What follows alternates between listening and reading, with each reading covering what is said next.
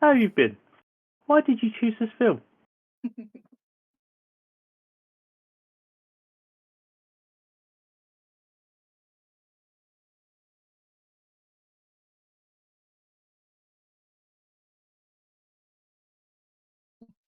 Uh,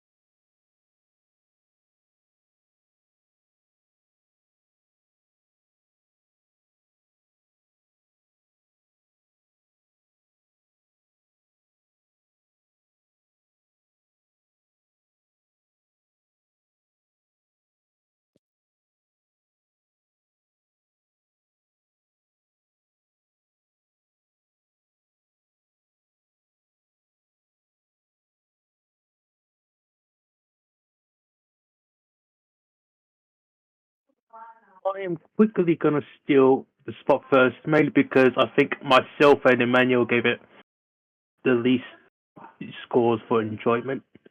It's not a you thing, Rob. Don't worry. It's the. I think I talked to you about it when I said it reminded me too much of the father, and the father just like the father unfortunately broke me just a little bit because it made me angry, sad, and slightly depressed.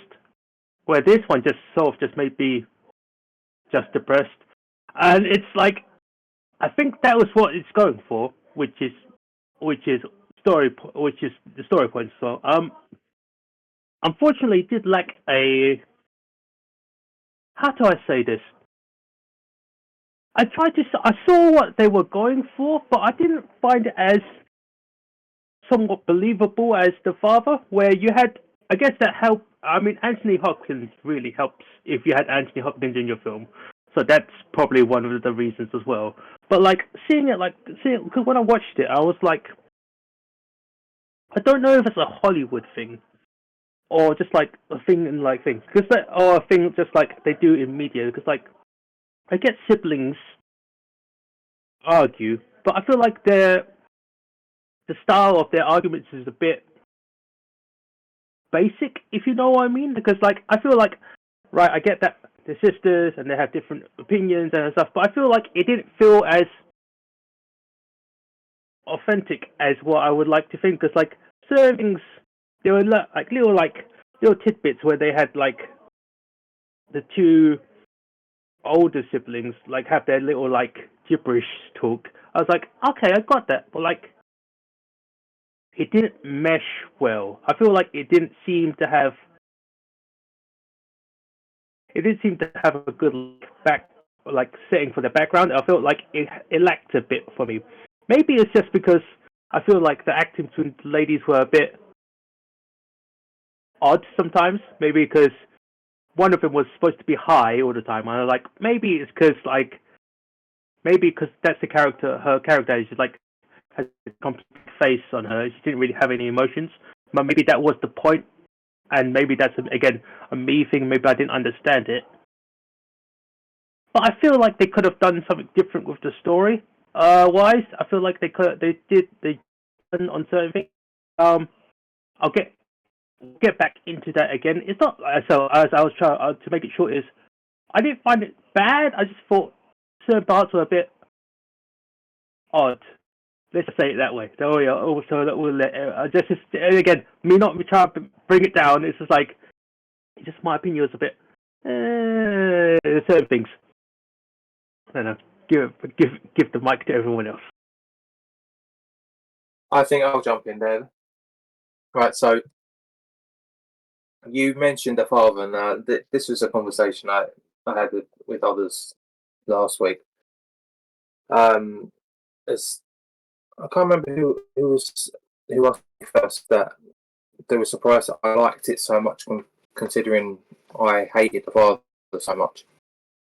And I think it was Ben that asked me actually, and it all come down to the fact that this didn't seem to have the sort of, it wasn't as depressed father. The father you saw Anthony Hopkins' character sort of constantly he just kept going downhill, and you saw his decline the whole time. Whereas this one, for the large part of the film, you didn't actually see the dad. It was mostly about the three sisters and how they were dealing with the fact that their dad was dying. And then you did have that one scene with the dad, which I think serves the story impeccably well. Because I was messaging Rob during the film, and I was like, I hate these two. I like one of them, but the other two, I just didn't like him. He's like, just finish the film because it'll be clearer, and it worked that way. But yeah, I felt there was a little bit of humour in this one as well. And I know you're trying to tell a sort of a real life story, and sometimes it's not all sunshine and rainbows, but I think it helped the film. I think you get a sense of how they live their lives and why they bicker so much, and what sort of importance they play on each other's lives and whatnot. Like it's typical sort of sibling stuff. Like, but I think the fact that the father probably dealt with themes that was a bit too personal to me. So I obviously enjoyed it less and less. But it's the fact that you also saw the decline in the character. Now, that's not necessarily a bad thing for a film, but I think that will create the variance in the how much you like it sort of thing in terms of enjoyment. But I thought personally, I thought the film was really well written, and that the one scene that I'm talking about with where the dad is in it, I was a bit confused by it, even though it was really important to the story. I didn't know whether he was actually there or that was like one of the girls imagining it kind of thing, because it was like he's there in the room and then all of a sudden he's declined and died, and then they're all going their separate ways. But I thought it served such a good purpose. You learnt so much from the other two characters. The two sisters that came to see him for the last time, not the one that was actually looking after him. That's the one that I actually gravitated to the most. But yeah, I was really impressed by it. I'll be honest. Like when Rob announced it, I was like, oh, what is this? I was like, I read up on it. I was like, oh, I don't know if I'll like this, but Rob does tend to pick good films, so but I'm giving it a benefit of the doubt, and yeah, it was really good. and the fact that it's a Netflix film as well, which also surprises me. And Rob will say, "Oh, well," but but yeah, you'll also point out to Tick Tick Boom. So yeah, like it was a really good film to start the year. I don't think it was.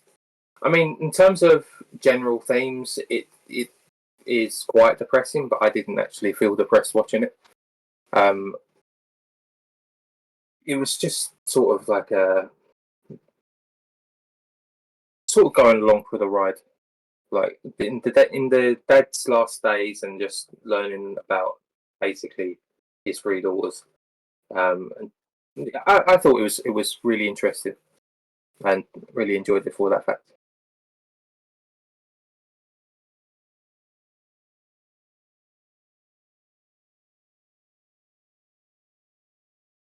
Yeah,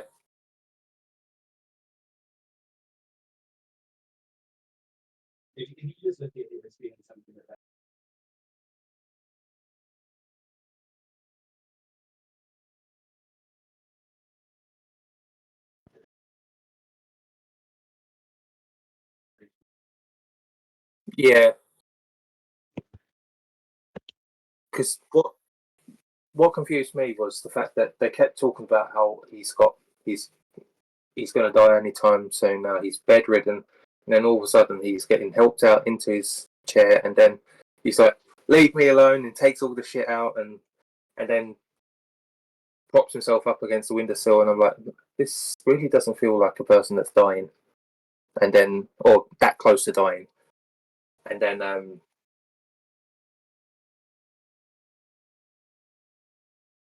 hmm, yeah, I suppose you could. It's quite clever. Yeah, I hope to go into more detail about that scene because that's where I have the most conflict about this movie and for that part of the story and I share like I was also confused so I'd like to delve into that more definitely later on but yeah um I guess since I'm already talking I could just like spill out my impression so this was um the like the story and the subject matter was something that obviously is like really relevant and relatable to me like considering what last year was and so in that sense uh yeah it wasn't the easiest watch but I really did appreciate a lot about it. I think even though like this kind of genre isn't something that I gravitate towards um I could tell that it was just like really like the characters just rang really insanely authentic. And then and the way that the scenes were portrayed, it just felt like I was like in a room with like real people, just like in on their conversations. Um, and I have siblings, and like yeah, that's like it just like was really really sometimes too relatable. I'm just like because that is such an unpleasant time, right? Like a really hard time and like dealing with siblings is like has a challenge already and then you add something like that. It's just like I'm not looking forward to being exactly in those shoes. Like thankfully I haven't yet with either of my parents, but yeah, so in a way that's how I could tell like it was like so authentic to the point of just being like uncomfortable because it just rang so true. Um and those yeah, those characters just felt like entirely like real people that I've already known and could relate to and relate to other people that I'm really close to. So um and some really good acting. But yeah, I did really I loved how you for the most most of the movie we didn't see the dad. I thought that was really interesting choice. Um, but yeah, I guess I could just like nutshell where I kind of lost connection with the story is I thought that I knew Rob you mentioned like people getting a surge of energy in life before they go on and I've heard that and so that's what I thought was happening is that he's getting one last big surge of energy before he goes. Um, and then it turns out, what where I think what led me to believe that we were seeing something he was himself imagining is because part of his story, he was telling them about a girl he said I have never told you about before. Um, before he met like his two wives. And so that makes me, I just caught that and I thought maybe this was something that he was imagining in his head before he left. Um, and then I like, yeah, so I just got that impression that it what none of that was actually happening when he got out of the chair. And I do like think that he had one last surge of energy and he wanted to go sit in his chair one last time. And I thought I figured that was happening for real, but when he got up and started talking, yeah, so like it was jarring for me. Like when I thought it was really happening, I thought um I'm glad it didn't really happen because it just didn't make much sense to me. Um, but yeah, that's where I lost a bit of connection with the story. So um yeah, it was a little interesting. Um, but yeah, all in all, really really well written, fantastically so. So yeah, awesome. Thank you for picking it, Rob.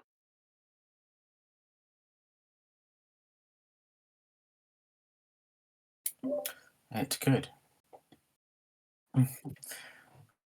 I was See you next week. I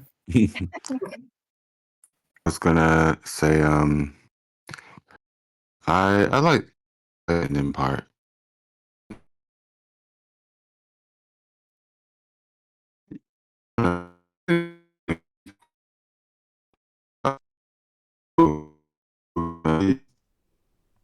Actually, a tiny bit better. Who knows? I don't know. Before things get really bad, and then when we realize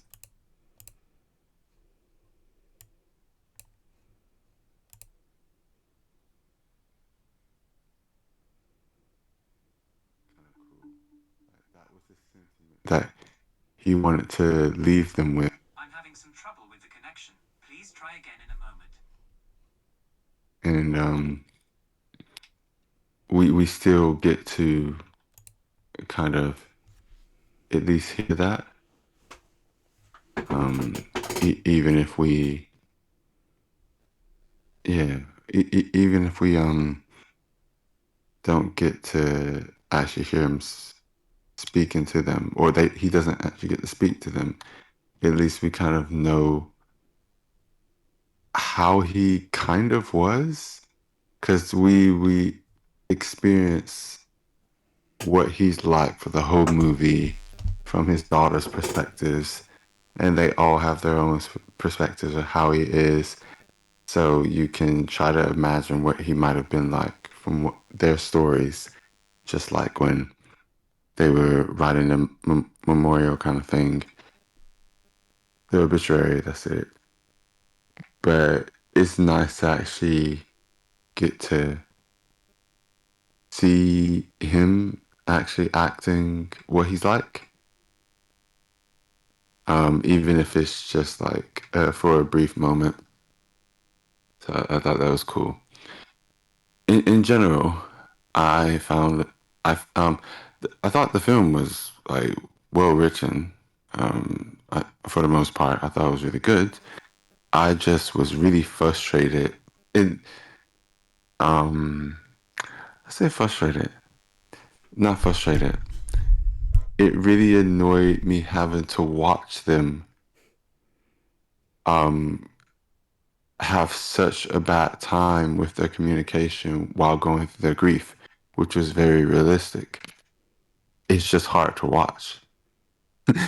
That that's really it. Like I definitely like if it was just me, that I randomly kind of picked this up to watch at some point, I would have cut it off.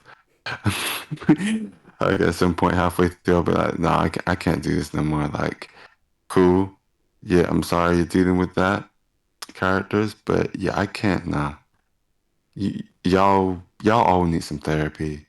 You're obviously going through a hard time. I will let you deal with it. Cause yeah, otherwise, yes, it was good.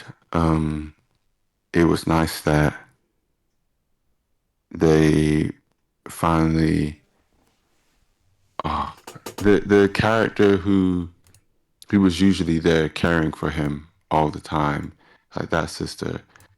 I was glad that they finally, or at least the eldest one anyway, finally acknowledged what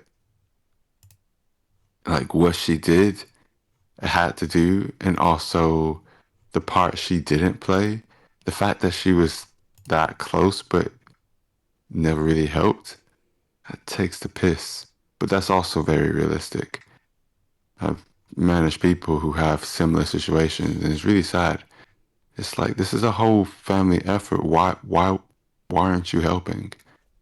Like, makes sense with the other one. She's halfway across the country. No one's expecting her to come often.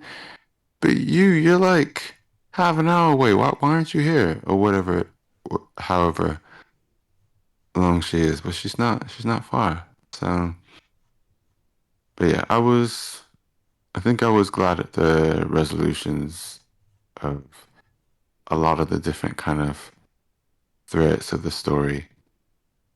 And yeah, I thought it was done well. Great acting and good character development. Can I go next? Rob, I don't know if you need to not close your door, but you know what I mean.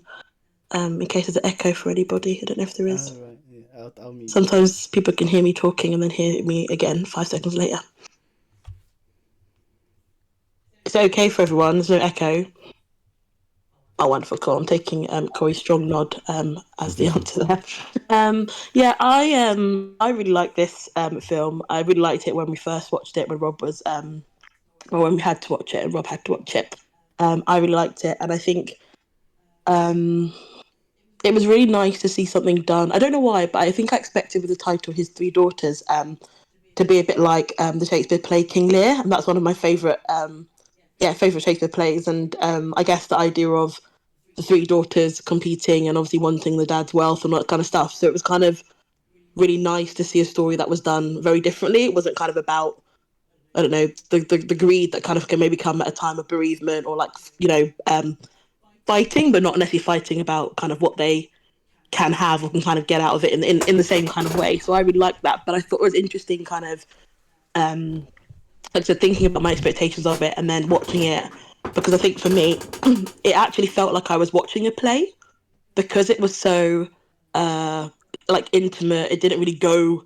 When I say it didn't really go anywhere, I mean in terms of the set, for example, and the kind of, I don't know, the acting, the script, the kind of I don't know, just the general nature and the feel of the play and kind of how intimate, not play, film, how intimate it was, made me feel like I was watching a play. And I think that was, I don't know, I think that's something quite like special to capture when you kind of, I think you said it, Corey, as well, like when you're kind of in the room, kind of almost watching this all play out and just a very kind of like silent observer in the same way that you would do kind of, I don't know, in a theatre. Yeah, it just kind of had that feel for me, which I really liked. And I guess I loved at the beginning how when they had that first opening conversation at the table, it very clearly set out like who was who and what kind of personality they had. You know, like the kind of one that is the control freak or the bossy one, the perhaps more empathetic, nurturing one, the one that fucks up all the time kind of thing. It was nice that they very kind of like clearly set out from the beginning, but in their own kind of ways, in the same way that I think resonated with me and my own kind of siblings. Like we all have our stereotypical parts, but we also rotate in those parts depending on the situation. So for that, it felt quite real and quite personal to me, that even though sometimes, you know, my sister might be the control freak bossy one, sometimes she can be the empathetic one. It just really depends on the situation that we're in. Or even my brother, who's a joker, like he can be that one. So I thought that was really kind of nicely done among the siblings, and I think explored sibling like dynamic and the kind of complexity of that really, really well. I think what really stood out to me, I guess, is that kind of like trap that you can fall into with siblings in kind of putting people or defining people in that kind of like box and believing that that's just they are. And I think the line that really resonated with me and I think kind of like sums up is when the old one, Katie says, she's on the phone in the kitchen and she says, "Oh, why is it happening to me like here and also there? No one gives me space to be anybody anyone else." And I think that's the idea.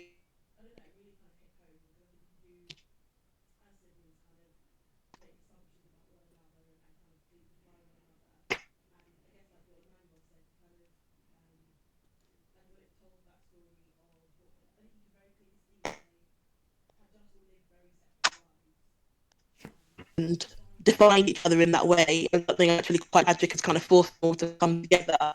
But they're still very kind of fixed on.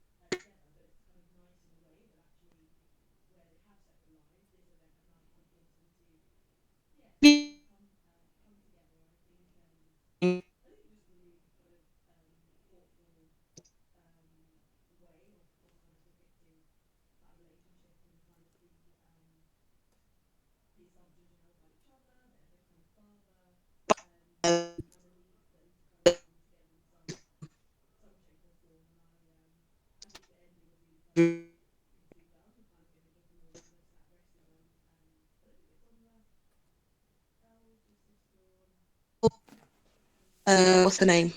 Not Wanda. Yeah, Elizabeth Olsen. But that kind of end.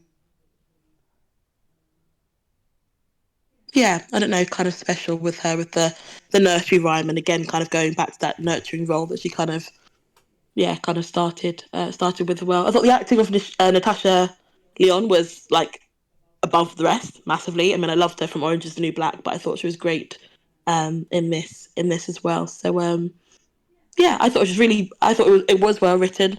I agree with Corey and Pat about I didn't know if I wanted to. This was like, oh, don't bring him out. Like, keep him in the room. And again, I'm not sure kind of what I make of it. I don't think it ruined it for me. Yeah, I kind of think it kind of had to happen. But I wasn't sure if it was going to throughout the film. So yeah, I think it had its purpose in kind of bringing them together. But overall, I really enjoyed it. I really liked it. I thought it was really kind of respectful, accurate telling of kind of a really kind of painful situation. And yeah, I thought it was good. I thought it was a good pick, Rob. So that's where I recognise her from. The one sister from Orange Is the New Black. I was like, yeah, Natasha Lyonne. Yeah, she's great. I kept saying to myself, I've seen her somewhere before, but I can't figure out where. But now you said that, I was like, yeah, that makes sense now. Yeah, she's in there. She's good. I thought you were going to talk about WandaVision. Yeah. No, I know where she's from.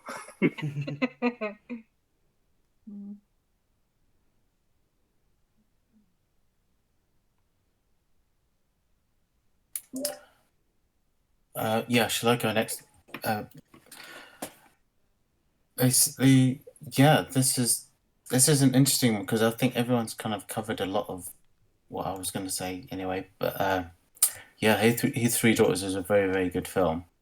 I think I liked it a bit more than Pat, Emmanuel, and Summer did. But at the same time, I can understand why it might be a tough watch for some people because of the themes it had. But I did really appreciate like the multiple perspectives it had because and especially kind of like the rug pull moments multiple times in the film where you kind of like think one thing about one character and then you kind of second guess and then change your mind as the film progresses, multiple times over. You think, oh no, this is the level-headed one. This is the sister that knows what's going on and understands everything. And you're constantly going back and forth on yourself. And this is kind of like, yeah, you understand who they are and why they are the way they are. But the more information you are given, or the story and the characters, you suddenly change your perspectives quite significantly. And I feel that's quite a good mark of a good script and a good direction of how you always just kind of like, you're never really sure of someone until you learn the whole story. And this film was a good example of like, it's so strong that you could, if they did a stage show version, like on stage in the West End or on Broadway, just like a 3-act kind of like 3-man show, 3-woman show, and it's just that strong enough that you could just see these people in a room acting their socks off. And this kind of is in this exactly that. Even though you had a couple of locations in this, it would still kind of like be kind of like reduced down to one main stage.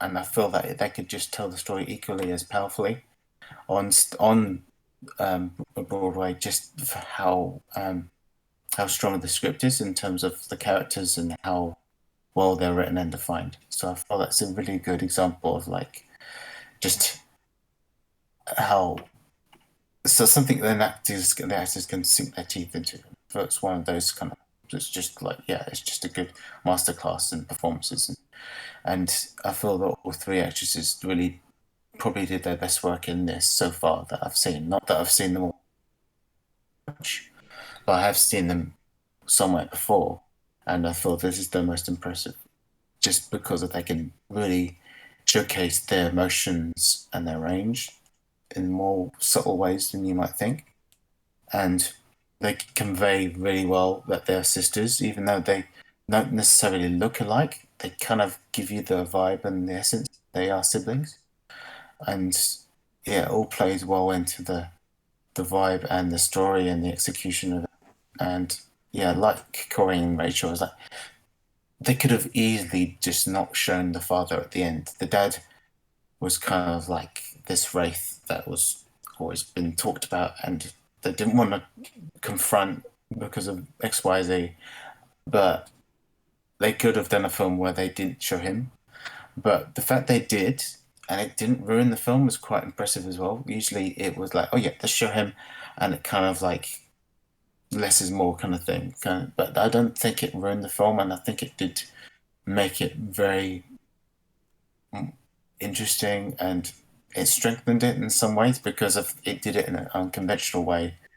As we've all mentioned, that it's kind of like ends so kind of like suddenly, like, was this real? Was this kind of in their heads? Was it in the father's head? Was it kind of like a last wanton expression of what the father wanted to say to his bickering children, kind of thing? It could have been interpreted in many ways, so I do like the ambiguity of it.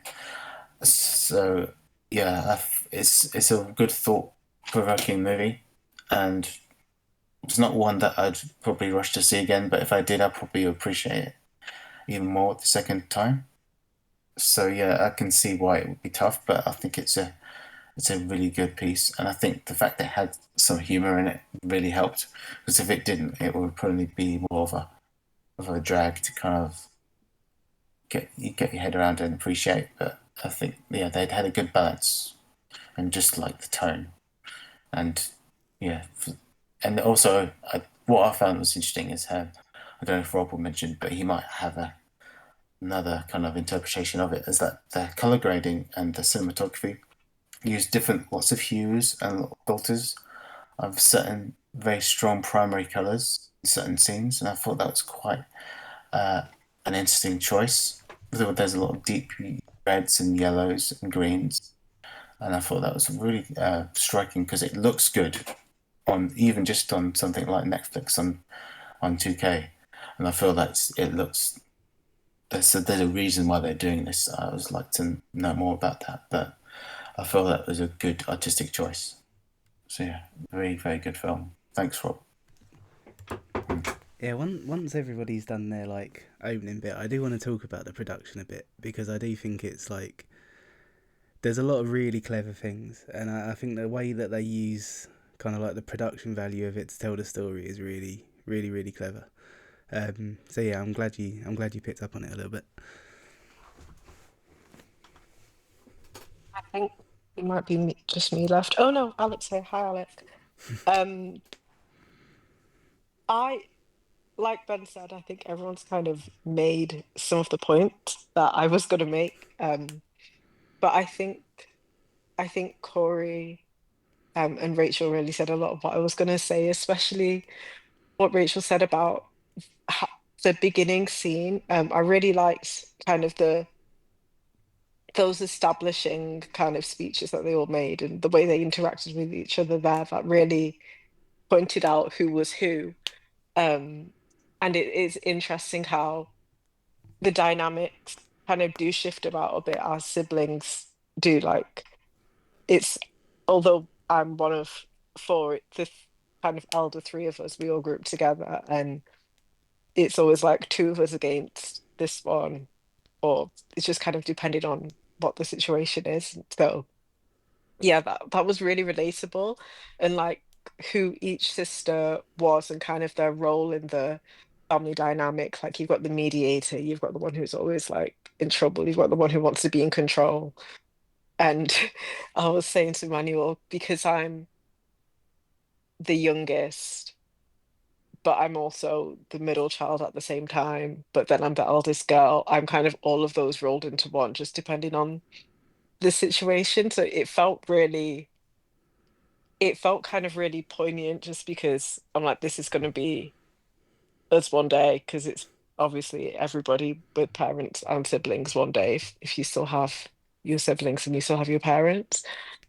Um, but I thought it was really wonderful. I don't know how I feel about the bit with the dad when they bring him in, because I was like, first of all, why are they bringing this guy in? Like, if he's at complete death's door, he probably shouldn't be moved.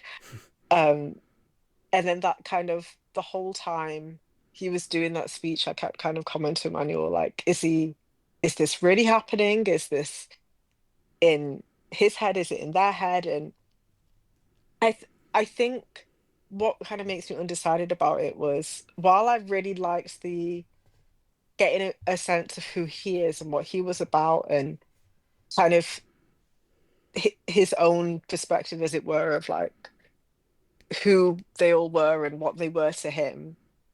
I feel like the sisters really needed to hear that from him. And I think maybe it was a bit bittersweet for me, that like I enjoyed hearing what he had to say, and I thought that added a really nice element to the film.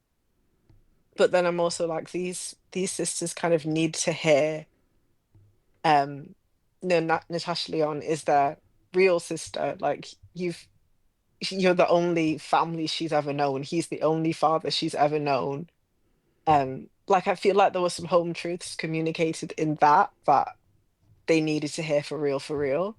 But yeah, overall, I really enjoyed it. I don't think I gave it that high an enjoyment score, because I think it kind of broke my heart a bit when I was watching it. Um, but on reflection, a few weeks later, I did really enjoy it, and it's just funny how some bits reminded me of like when my grandma died. Um, how I was telling Emmanuel how there was this, it was like the weekend. She died earlier in the week, and it was the weekend, and me and my mum and one of her sisters were like in her bed, like chatting, and then another one of them came in and was like, Jackie, we're orphans. And then everyone was kind of really upset again. And it was just kind of, it was a bit like at the end of the film when they're all cuddled up together, um, and Elizabeth Olsen singing. And it was kind of like that moment, like that acceptance of like what they've all been through, but they've got each other that they can lean on. Um, so yeah, it wasn't like super dynamic in the sense of like, as Ben said, like I can imagine it being a play, being pretty much exactly the same. Um, but it was a really lovely movie to watch. Um, Yeah. Thanks for picking it, Rob. I did enjoy it.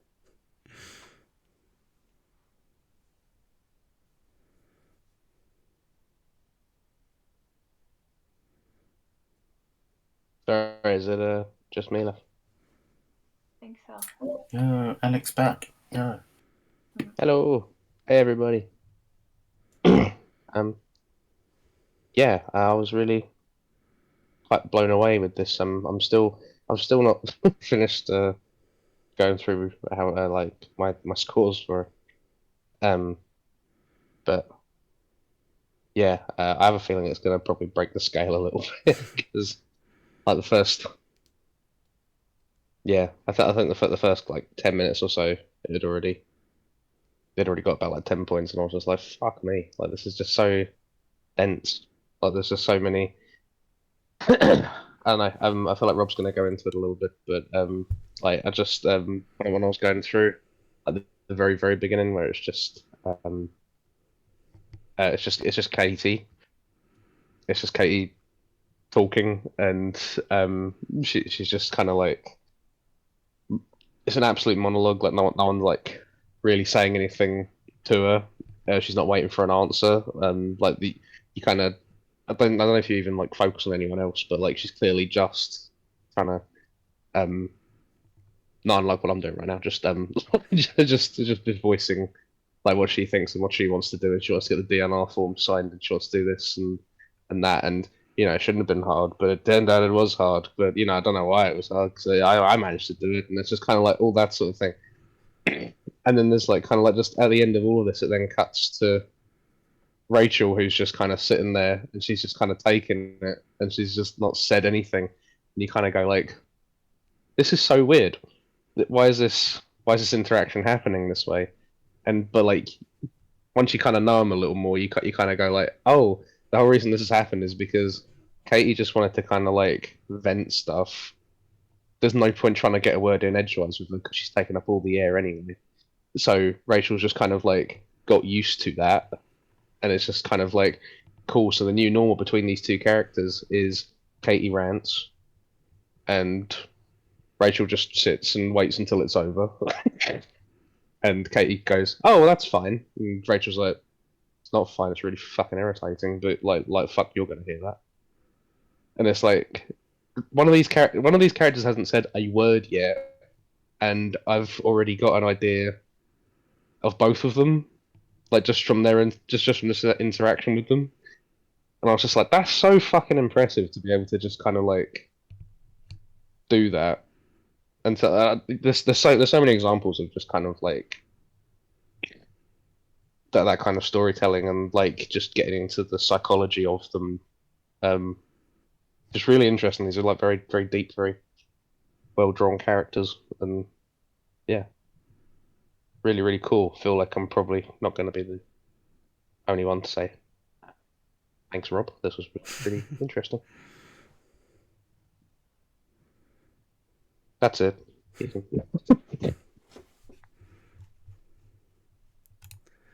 Yeah, I do think yeah, the whole kind of thing about like how they interact with one another and kind of who they are as people, and so you get the impression that although they've sort of been raised by the same person, it's very much at like different points in that person's life when he was probably different people. So they've all got like you kind of like infer quite different backgrounds even though they're the same family kind of thing.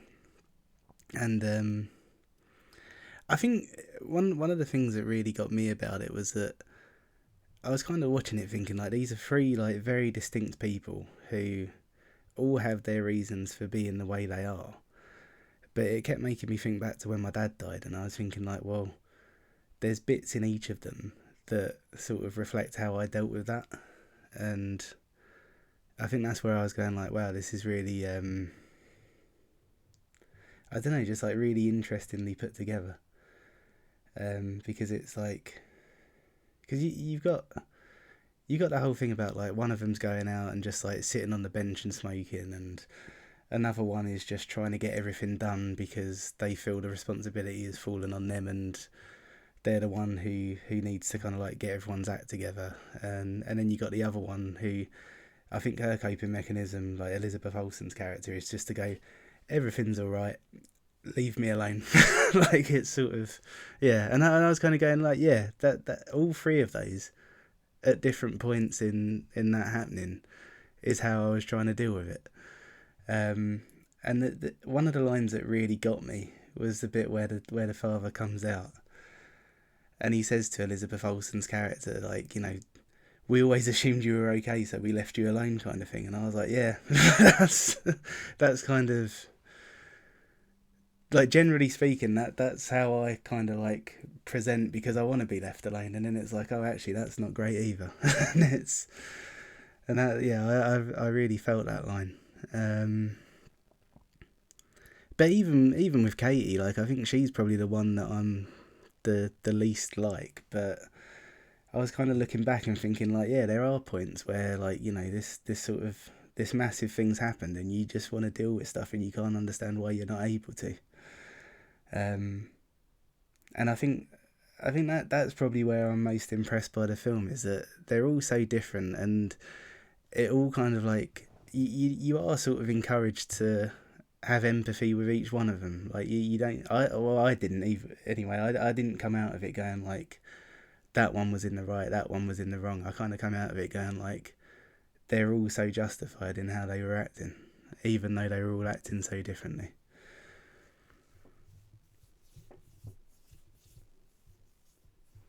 I think that's the thing. I wondered if the King Lear thing was. I think that's kind of on purpose, so that if you are kind of aware of that, you kind of go into it thinking like, oh, okay, Rachel's gonna be the Cordelia who's like hyper in the right all the time, and the other two are gonna be Goneril and Reagan, who are like evil, selfish bitches. And it's like, okay, so you kind of like geared up already to kind of hate these two and really sympathise with Rachel, but then the more time you spend with them, the more you kind of like, there's a lot of shades of grey here. It's kind of like, I don't know. Yeah, that's You kind of what I go, like, because how everything isn't black and white, is that everyone has like their flaws, and some of them wear them on their sleeve a bit, but at the same time, like, you think, she's kind of level-headed, and then one of them does something a bit like, oh no, actually I don't agree with that. So you're constantly second guessing and being like changing your mind constantly, and that's kind of what makes it like real life, because people are all grey. They're all full of like good and bad. We don't always make the best decisions. Some of us do it rationally, some of us do it irrationally, and it represents both sides really well, I feel. And it's kind of like, you might have favourites, but at the same time, they might always do something you might consider a bit wrong, or I'd have done this differently. But then by the end of it, you're kind of like, well, they all mean well, the bottom of their heart. That's what makes the difference. So I thought it was quite. So I was like, tell me, like, you know, if you don't, for those of us who don't live with our parents, like, tell me, like, you visit enough, or like you feel that you're always there, or like, you know, you see him regularly, and it's like you probably don't, and or at least you feel like you don't, and it's kind of like you know, a Katie and Christine are so bad, but when like they like just haven't managed to find the time when they both like don't. Well, Katie lives closer than Christina does. It's like, you know, you can't demonize either of them like for that necessarily, but there is the whole thing of they have just come in and just reassumed their old roles and like not acknowledged Rachel, and it's like Rachel's the youngest of them, and they always kind of, there was always like kind of like a bit of a tip on Katie's shoulder where that was, but like there was like a feeling like that Rachel's stolen their dad from them like after the fact, and so she's always got like that kind of insecurity and that kind of hostility toward her and everything, and so she's gone very hyper eldest child, and she's kind of trying to take control, and Rachel's kind of sitting there going like, you fucking motherfucker, I've been here the whole time. And you just swan back in, and then like you know, when you don't know much about Rachel to begin with, you're like, what's her fucking problem? But again, the more you understand of her, the more you go, yeah, I'd probably be a bit pissed off as well. And it's, yeah. Can we just clear something up? I'm sure Rachel's not the youngest, right? I thought that No, sorry. Katie's the eldest. What's her face? The other one. Oh, the young Elizabeth Olsen is the Christina. youngest, and Rachel's come in as a stepsister who's in the middle of them age-wise. That's Yeah. my understanding. I just want to check. Okay, cool. That's right. That was me fucking that up. No, I just wanted to. Rachel, to clarify she knows about herself. as well, but I think I just want to point out, because I think we talked a lot about sisters, and I know we'll come back to that, but I also want to add in just quickly about Benji as well, because I thought Benji was really important. So that's Rachel's boyfriend, and that kind of like monologue that he gave, because I think there's that like I don't know, I think there's always that assumption, isn't there? So when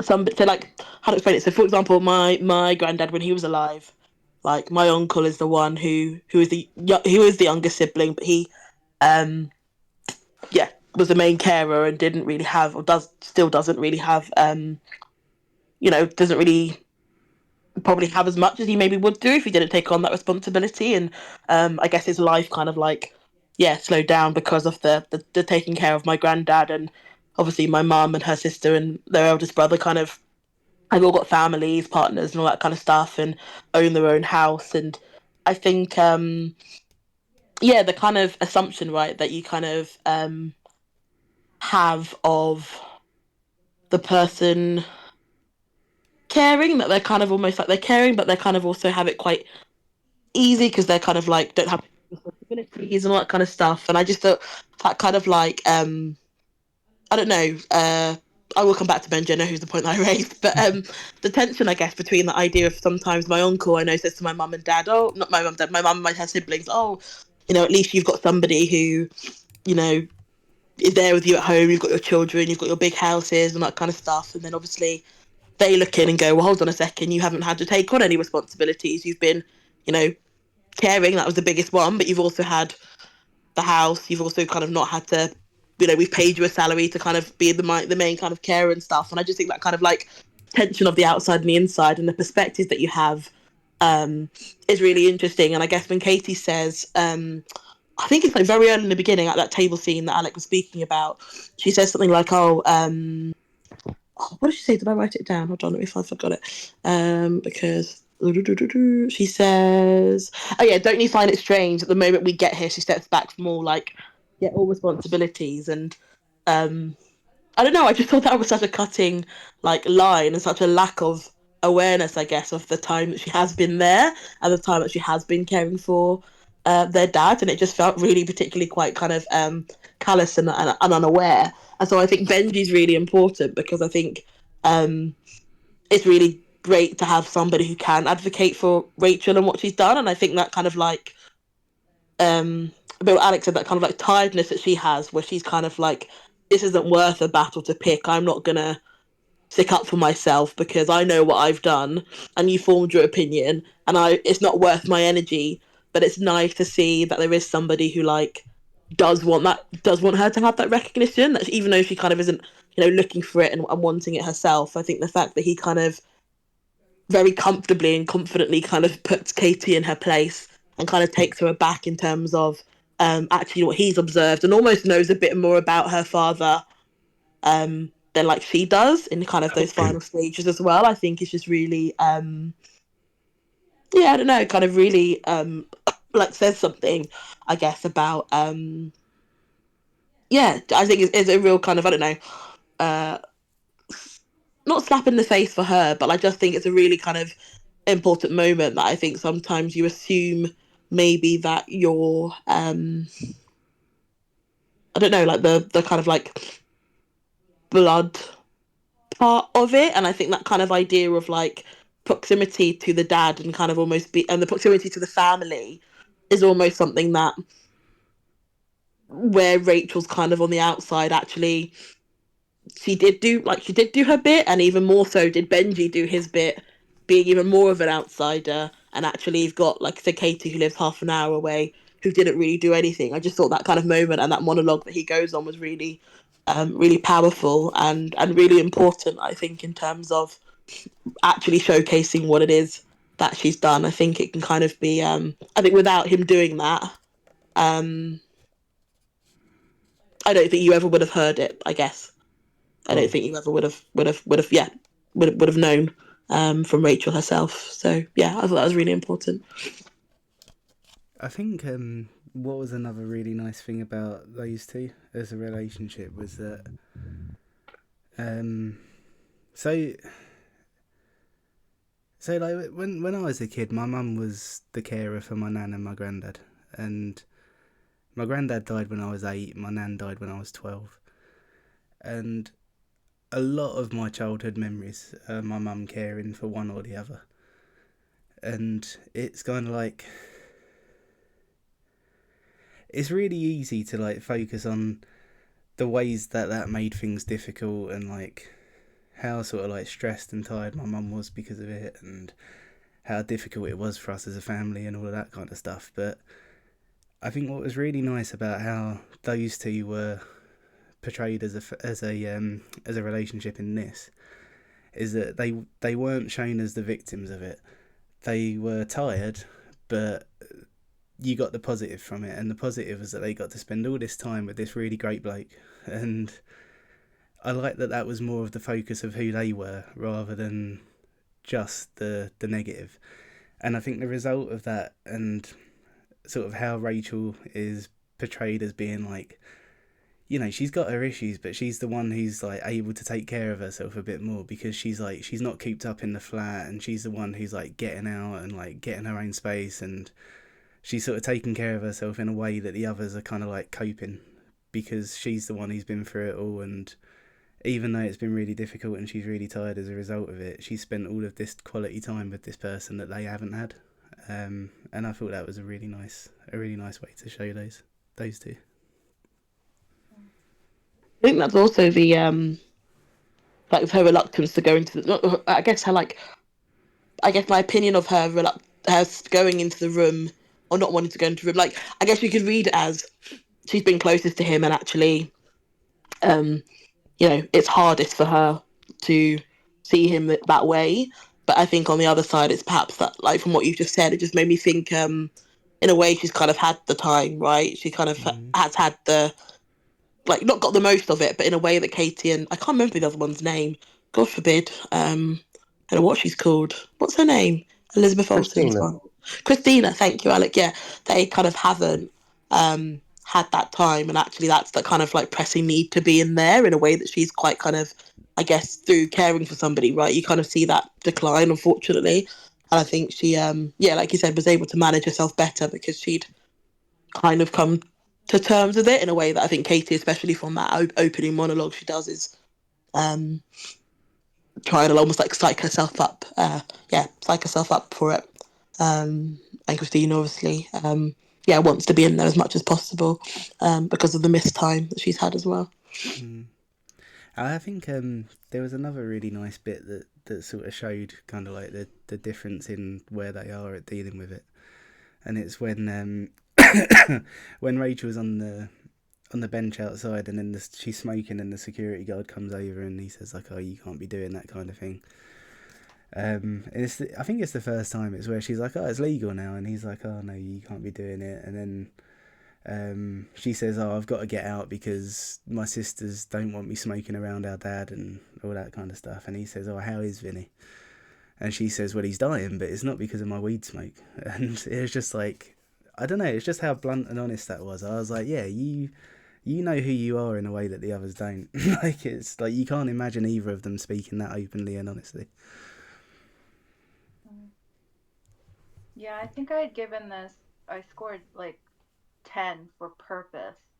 And I think because of like what this movie is centered on, like the death of like a really close loved one.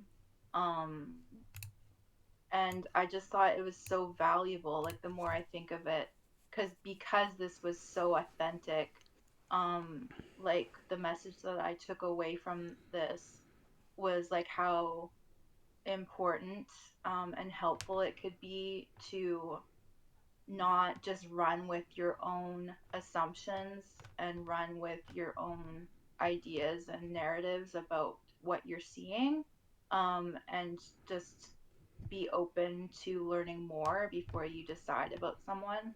Like, I'm thinking mostly about how the oldest sister, Katie, I think it was, had judged her Rachel for like the apples in the fridge and like just Rachel taking space away and time away. She kind of like perceived it as her just shirking responsibility, and Katie was just really not impressed. And so I was really glad that in the story we did have somebody um, decide to step out and speak up for Rachel, and kind of thankfully open it did. I did see that like it opened um, Katie's eyes and made her rethink about what um, judgments she had made. And it's just during times like this, you know, like where I really felt a lot of grace for everybody and how they were coping with what was happening in their life. Like, and I obviously have just like I'm at a time where I just have more like empathy for people going through that. And so like there would have been times where I could get more frustrated with how some people choose to deal with things like this, and want to like collide and like protect myself and be in conflict with people. But I'm just like, I think what I took away from this is just like, and what I hope I'm able to do in the future is just give everybody a benefit of the doubt. Like, don't automatically assume that I'm right in what I'm reading of them and their behavior and how they're coping, because we're all so different, and we all take care of ourselves in different ways, and we all take comfort in different ways, and we all show stress in different ways.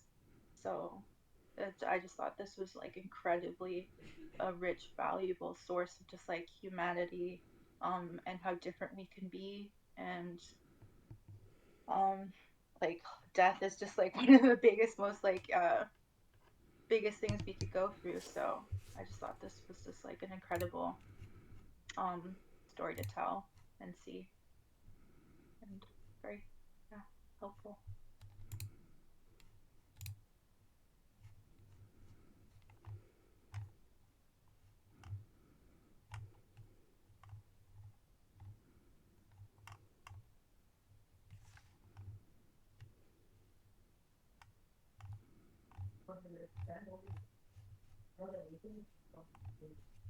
Go on, Sorry Si. sorry to break the silence. Um, when watching this film, I did feel, the story-wise, there is a certain point that we've discussed already about them showing the dead or not. I feel they jumped the gun a bit when they tried to do the reveal of the dead, or more precisely, the first like scare where they revealed the dead, because the film is set in two particular scenes: the house or the apartment, sorry, and like the bench on the in the park. Essentially, those are the two sets of the movie. When they first had that like little scare initially, I did think the dad would have passed at that time. When I first watched it, I thought the dad passed at that time, and afterwards the second part of the story was actually them going through the grief and the story of how that would have happened afterwards. That's not quite what happened, obviously. They had a little scare, they go back, and Christina, or is the oldest one is Christina, had that bottle of wine, and like they celebrated him surviving in a way. And it was just like a bit odd because they're preparing for him to die. Which is like, again, this is a bit, again, there's a few like tidbits that are a bit odd in itself, right? But it's like, but you're preparing for, but you bought the wine to celebrate that he survived, and it's like, it's it's a bit. It seems a bit confusing in its own sort of way, right? If they had that scene and they changed it, they added one more scene. If they added it to be like he survived, then afterwards he got moved to, let's say, a hospital, and then they had to grieve because of like the DNR stuff at the beginning. Then there would have been like a peak in the story where they had their arguments, but they still had to come back together for the dad because he was dying. Then I feel like it would have been how do I say? It would have been.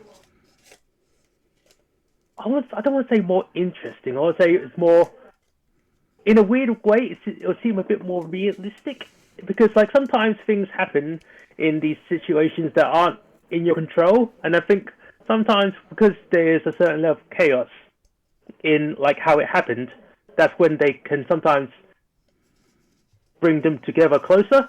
But obviously that's not what this story was trying to go for. So it's like I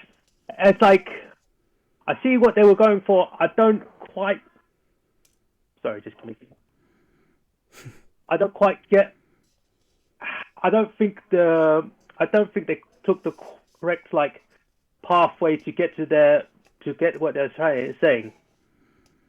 Now I feel like with talking about like the scene of the dad at the end, I feel like it's a bit of like, I still feel like it's definitely him going through like that, like with your final moments. I've heard, as Rob was saying before, that you get like that, like sudden like last surge of energy and stuff before you go into death, supposedly. I do believe that that's definitely what it was, mainly because it started out when they first got him onto his chair. The first thing he does is pull out his goddamn IV and go for a beer, which is like, I don't know how to explain that. Like in a thing, it's like, no, that's definitely, that's. I mean, like, I'm pretty sure half of you just smiled, but like, that's definitely, yeah, okay, that's kind of funny. But I feel like definitely that's him going through that stage. It was a very sweet things. It was the sweet things that he wanted to say to them, but wasn't able to. That's my interpretation of it. It's all the things that he wanted to relate to that that is you're my daughters. That's as his three daughters as the film is named, and he wanted to relay that to them, but obviously he couldn't, because obviously he was going through his last moments in the most literal way, because as it ends with him looking into the city going, man, I love this place. And he turns back towards them and he goes, oh, I see. And it's like, it's very bittersweet, very sad. It's just like, I feel like if that scene would have a bit more impact if they didn't do that like first scene with him like nearly dying then, because it felt like he died or almost died twice, and it feels like it repeated itself. So I was like, it's just like, for me it felt just a little bit off, but I still believe that now that they did show him at the end, that his final scenes were, what's the word I'm looking for? There is a word I'm looking for, but I am really tired and still quite hungry, so it's kind of like I can't. My brain is not working as good as it should be. Are you trying to say it was anticlimactic? Not quite, no. Disappointed by it. I feel like it was like, I felt a little bit disappointed by it. It's like, if they did just do the ending scene with the reveal of the father and him going through that, like his last moments, it would have been more impactful if they didn't have that like beginning part where they had like during the halfway point of the movie where they had the little scare before Christina starts drinking and cooking at the same time, which is a terrible, terrible thing to do.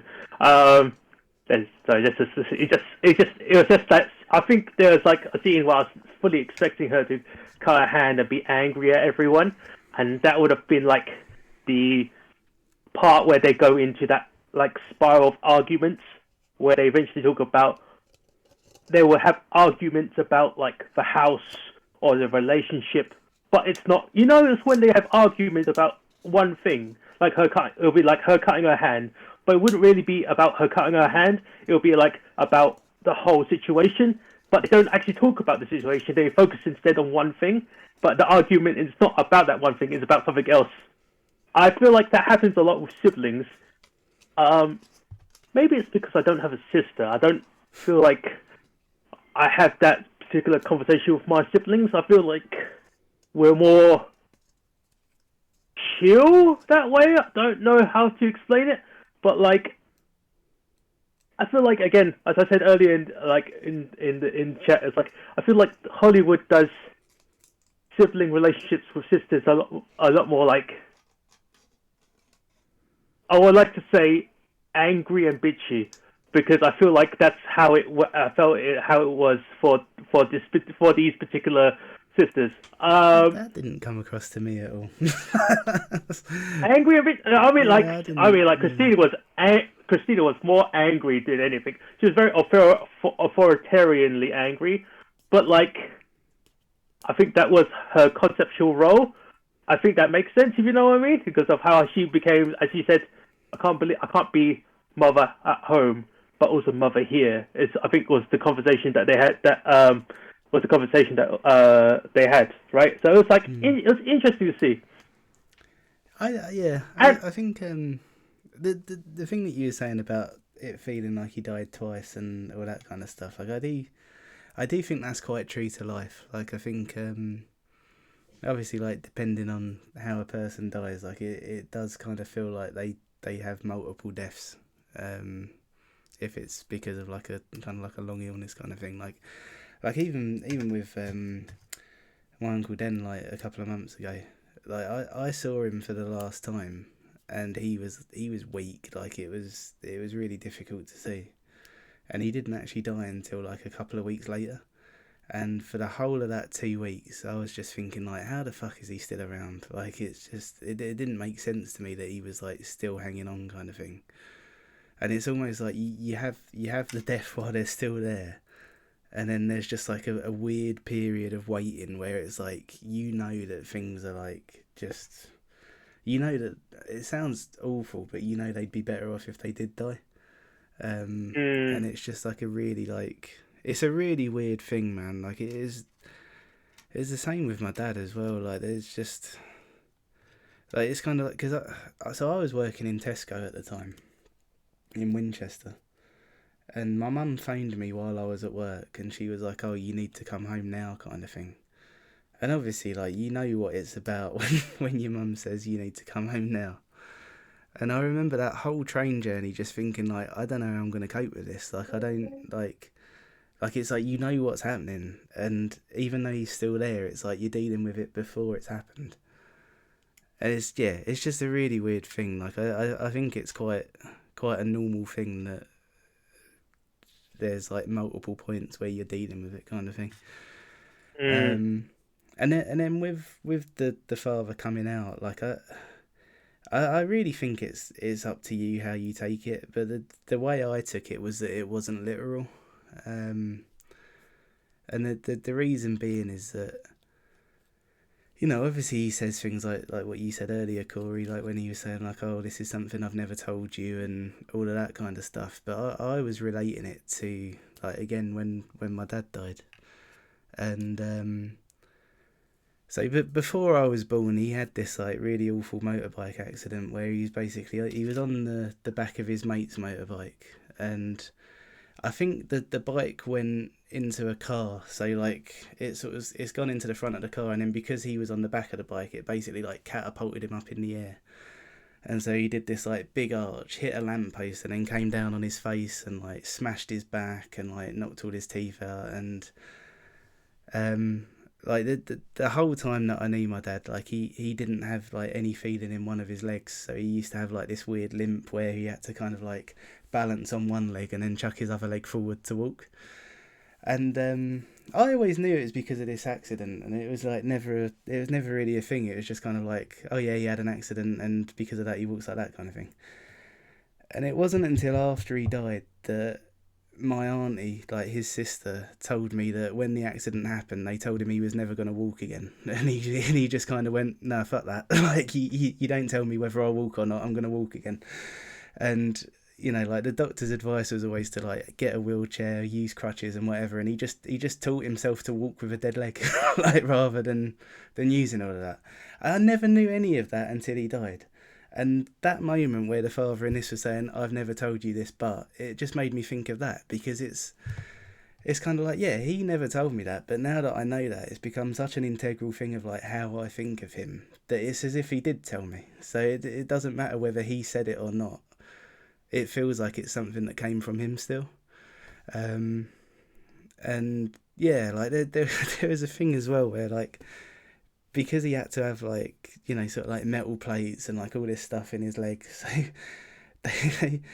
this is another thing where it's like I don't think things have to be literal for you to kind of sort of like pin it on the person after they've died, kind of thing. And I think that's what's happened here, is that so when my dad died and they had to get him into his coffin, because of the way that his legs were and the way that his hip were, they had to break his leg to get him in. And I was like, that's fucking awesome. Like, it's like, you know, he spent his life like doing damage to himself because he wouldn't accept that he couldn't walk, and now he's an awkward bastard in death because of it. And I thought that was brilliant, and it really helped me kind of like see a positive to it. And I think that's kind of a similar thing with the IV and like the having a beer. Like, he doesn't have to have literally done it for them to have taken peace in knowing that he would do it if he could, kind of thing. Yeah, that was my reading of it. Yeah, I really do think that there's lots to be taken away, whether we think something really happened or not, or like what our interpretation of what kind of reality we were seeing. I think it's just a really cool insight, like that, when he was getting up and talking and getting a beer, like that, obviously that was coming from somewhere real, like from Yeah. his mind, or from, you know, I think it's from his mind, but it like, depending on how the story could have been written, it could have been like something that the daughters were imagining could have happened anyway. But so I do like that kind of just like break from like what we consider to be like, you know, reality as we know it in our real lives. The one part that was hard for me though, where I like, if I interpreted it, this is how I interpreted it, is like, you know, he comes to that moment where he is stopping telling his story and he turns, and from what I remember, he's looking at himself in the armchair, and for me, like, I felt like he was getting like he's realizing that he's in two different places, and what he was just experiencing telling his story wasn't necessarily what was happening for him in his chair and all his daughters, like he sees. And I just like felt bad for him. Like, I felt like he was seeing, I wish that he hadn't seen that he was in two different realities, because it's just sad. Like, I would want him to have that for himself, as thinking that he really was telling his daughters that story.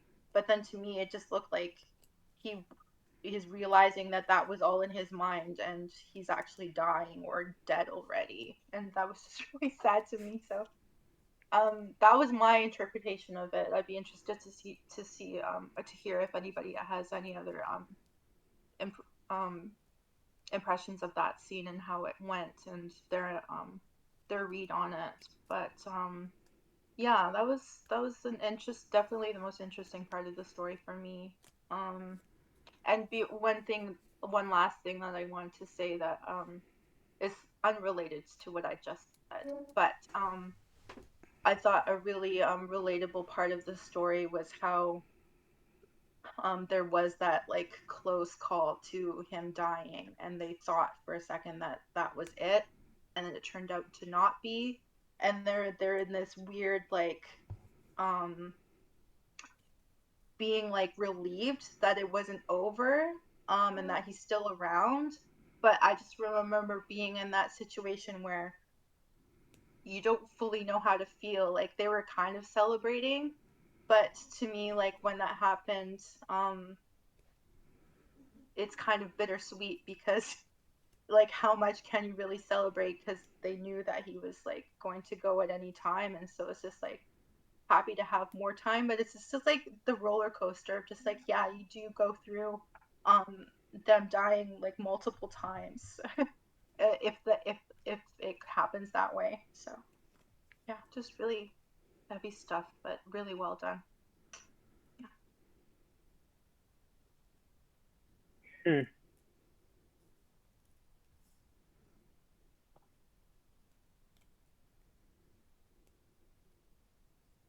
I thought you was going to say something there, Simon. You Oh, seemed sorry. like- I might. Oh, whoa, sorry. I didn't know I was. I thought I was muted. Oh, sorry. Whoops. I was like, oh yeah. That's why I mute. That's why I mute sometimes. 'Cause I'm like, I'm doing some stuff as well in the background. I was like, oh yeah, I agree. So yeah, it's a peculiar situation having to have shit like that happen to you, especially within this last year for a few of us, I guess.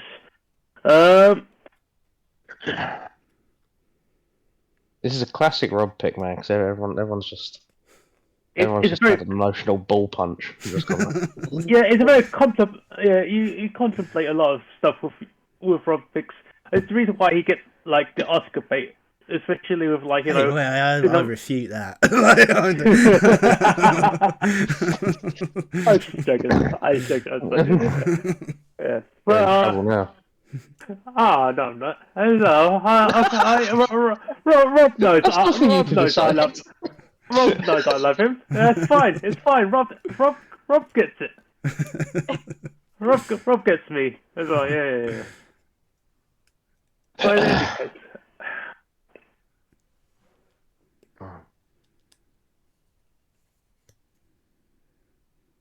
I do feel like the character with the youngest, the oldest is Christina, and the No. The oldest is Katie. The middle kid is Rachel, who is the ginger, and then Christina's the youngest. Okay. I was like, who's Ginger? Okay. Oh yeah, Christina's Elizabeth Olsen, right? Oh, all right. Sorry. The reason why I got so confused because at the beginning scene, because Rachel was just like sitting there going, yeah, okay, yeah. Because yeah, because she's the oldest one, right? And Rachel was like, I thought Rachel was the youngest or the middle child, but I thought she was the youngest first because essentially she was just sitting there going along with it for the first half. Then afterwards you heard about her when she was doing the obituary about her father, and she's going, and then afterwards that's where she meets his wife and their daughter, and it's like, oh, then you realize she's actually the middle child, which makes more sense in a way, because I feel like sometimes people who are middle children seems to have get passed over a lot in certain things. I feel like it happens with some of my cousins as well, but it's like sometimes if you're the middle child, I think a lot of times things pass you by, and it's easier for you if you just go, yeah, sure. Because it's I mean, half and half it happens with my brother as well. But like a lot of times, it's easier for just life in general if you're a middle child just to go, yeah, sure, yeah. Just agree, just say yes, smile, wave, be happy, it doesn't matter. Afterwards, they go be gone. Afterwards, I can deal with this. But yeah, I really did think she was the youngest because she just like got away with, well, seemingly got away with a lot of stuff because she had she didn't have any responsibilities. We later learned that she had lots of responsibilities. But like afterwards, we go, oh, actually, she's the middle child because she's just trying to like get by through like the path of least resistance, which makes even more sense. But it did take you a while because, well, it took the movie to explain it a while. I was like, oh, right. I don't know how it is with people who don't have siblings, but like as a person who is the youngest, I kind of got the sense of both. So I don't know. That's a fun aspect for me to think about from this movie is siblings and or lack thereof. Not all of us had siblings. But I just think it's interesting, like because for most of the movie, I did for like maybe half the movie, I did think that Rachel was the youngest. Like that was my guess. And then we learned that she actually came in, but in a way, she is similar to a youngest sibling in the sense that she entered the family last. She was the last daughter to come into the situation, and two of them were already there. So that's a complex, interesting situation. I don't know if the movie mentioned how young Rachel was when she first came into the picture, but that's just really interesting for there to be two siblings there already. I'm sure you can. I'm sure we can work it out because she's going through the obituary, and their mum dies in like 1991, I think, and then 3 years later, he shacks up with Rachel's mum, who lost her dad when she was 4. There's maths there. There's maths we can do. It's beyond me right now. Does the obituary say how old Rachel was when she came into the family? Don't think so. I thought she was 4. Oh, Maybe. okay. Maybe Okay, that's sorry. me I misremembering when the mum died. I think we're all getting different numbers because I thought she was 7. You'll need to watch it again. She definitely was. Yeah, she wasn't double digits. We'll even it out and say about 5.5. 7 is double digits. What? It's fine.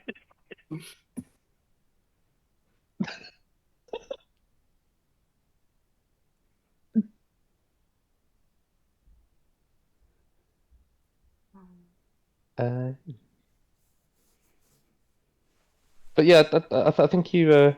I think this one's interesting. Just how you can kind of like track how they grew up, kind of thing. I think you can tell.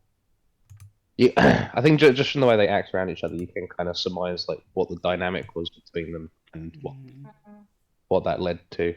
Because you start with Katie, who's the eldest, and she had like a younger sister to take care of, which was Christina, and then Rachel kind of comes in awkwardly after the fact, and she's younger than Katie but older than Christina, so it's kind of like, okay, so Katie's then not quite sure what to do, like where she's concerned, and like you can kind of tell, like, I don't know, like Rachel probably feels a bit outsiderish, but then Katie probably feels a little bit jealous because she sort of gets on with her own dad.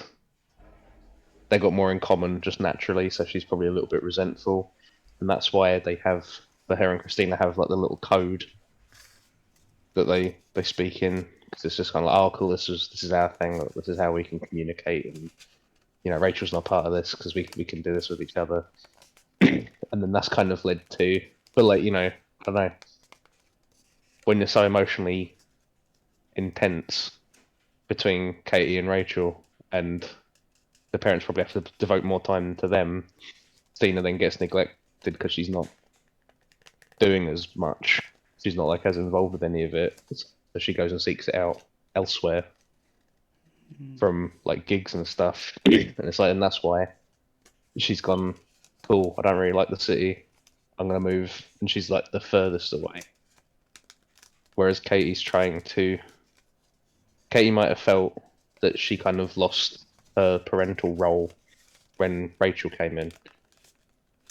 So she's gone and tried to make her own sort of nest, but then she's running into the same problems with her daughter as she did with Rachel, because she probably was trying to control Rachel like she could Christina, but Rachel wasn't having any of it. So that's why she's kind of fallen into this thing with Tracy, and like you can see in the scene when she's on the phone moaning about how she's always the bad guy, she's always the mean mum. And then she kind of looks out the window and she sees Rachel and she's like, let Tracy do what she wants. And I think like she kind of going like, why does this always keep happening to me? And then she sees Rachel and she kind of like I think she kind of plays back their relationship in her head and she goes, fuck it. And then her acceptance of Rachel is what leads to her acceptance of Tracy. And it's like, that's all really, really cool, I think. But then like, yeah, when you for Rachel, when if she's not got anything in common with Christina and she's not got anything in common with Katie, but she does have something in common with her dad, yeah, of course she sticks around. And she doesn't seem to have a lot of ambition. She apparently went to from her hoodie, she's apparently gone to like Harvard Law or something, so she's not like stupid. She's just not interested in stuff. Rachel had a Harvard Law hoodie? I think it's that, or maybe it's there's an emblem of some sort. Hang on. It could have been secondhand, but Maybe. It could have been. Oh, hers, yeah? New York Law School. Oh, okay. That's different. That's not Harvard Law. That's New York Law. I do That's think Harvard Law with the gloves off. I think that probably like makes it more likely she went there though, if it's just like an obscure university. Oh, it's from that city, yeah. Yeah, it was Katie was the hardest character for me to relate to and to have like patience and empathy for. But it was written in such a way, and this has been mentioned already, that I was able to have like to go back and forth and not fully hard decide on how I felt about her, which is very realistic. But I don't want to make myself unpopular, but I don't want to make myself unpopular, but I kind of related to her the most actually. Oh. I don't know if that's saying more about me than anything. Sorry. I related most to Rachel myself. That's the one that. But it was Katie's acting that I thought was like, speaking of just like, this is kind of only tangentially related, but I thought Katie's acting was the strongest for me. I thought she was really, really great. Yeah, I just think the dynamics in this family are really interesting and fascinating, because I do think that like age plays a role in how you relate to each other as siblings. But just the fact that, and I am like myself, like my family is I have a half sibling, but there's somebody that like I didn't grow up with, and so I just think it's just really fascinating how families can be comprised of each other and how people relate to each other. I just think I feel bad for Rachel, because like we see in the movie that Katie really kind of tries to, her impression, she's kind of cold in how she tells Katie like he was like not your like dad by blood, like you had a dad before this, like our dad is your second dad, and like Rachel has to kind of try to really sell it home that he's the only dad she's ever known, and just kind of she has to try to prove to Katie how big of a like how close a connection she has to him. I just like, yeah, so that in that way I just like that was particularly where I struggled to like Katie the most, is just how she kind of like really tried to keep that separation, that distinction of Rachel not being related by blood. Yeah. But I think it ties into what Simon was just saying about you having conversations about something else, but you mean that there's like there's an underlying issue that you're trying not to talk about that's coming out in these ways, and it's sort of like when the assumption she makes that Rachel's just doing this for the flat is all wrapped up in you're just doing this to steal my dad away from me. Yeah. And it's like she's very fixated on money. A lot of the time she's moaning about money or like the fee or like her having to pick up the slack and all sort of that sort of thing. And I thought it was really interesting that she makes the assumption that Rachel's just doing it for the money because that's what drives her. So she's understanding Rachel through her lens and what makes sense to her. But it's also like Rachel's going like, "Fuck you." That's fucking horrible. I thought that was like such a good sort of show of them, like just as characters. But like, yeah, I imagine if you have come in, you're the eldest kid, and you get on less, you have less in common with your father than the kid he's adopted in. Like, and you feel like you and your like this. You think you and Christina, like his two actual blood children, don't have as much in common with him. Yeah, I can see how kind of like battle lines get drawn a little bit.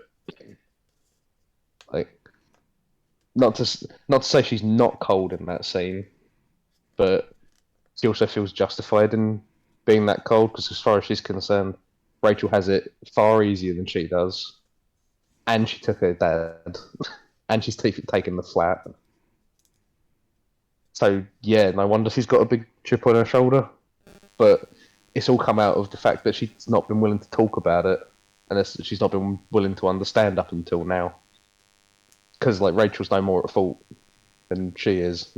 This film was really fucking good. I don't know if that's coming through.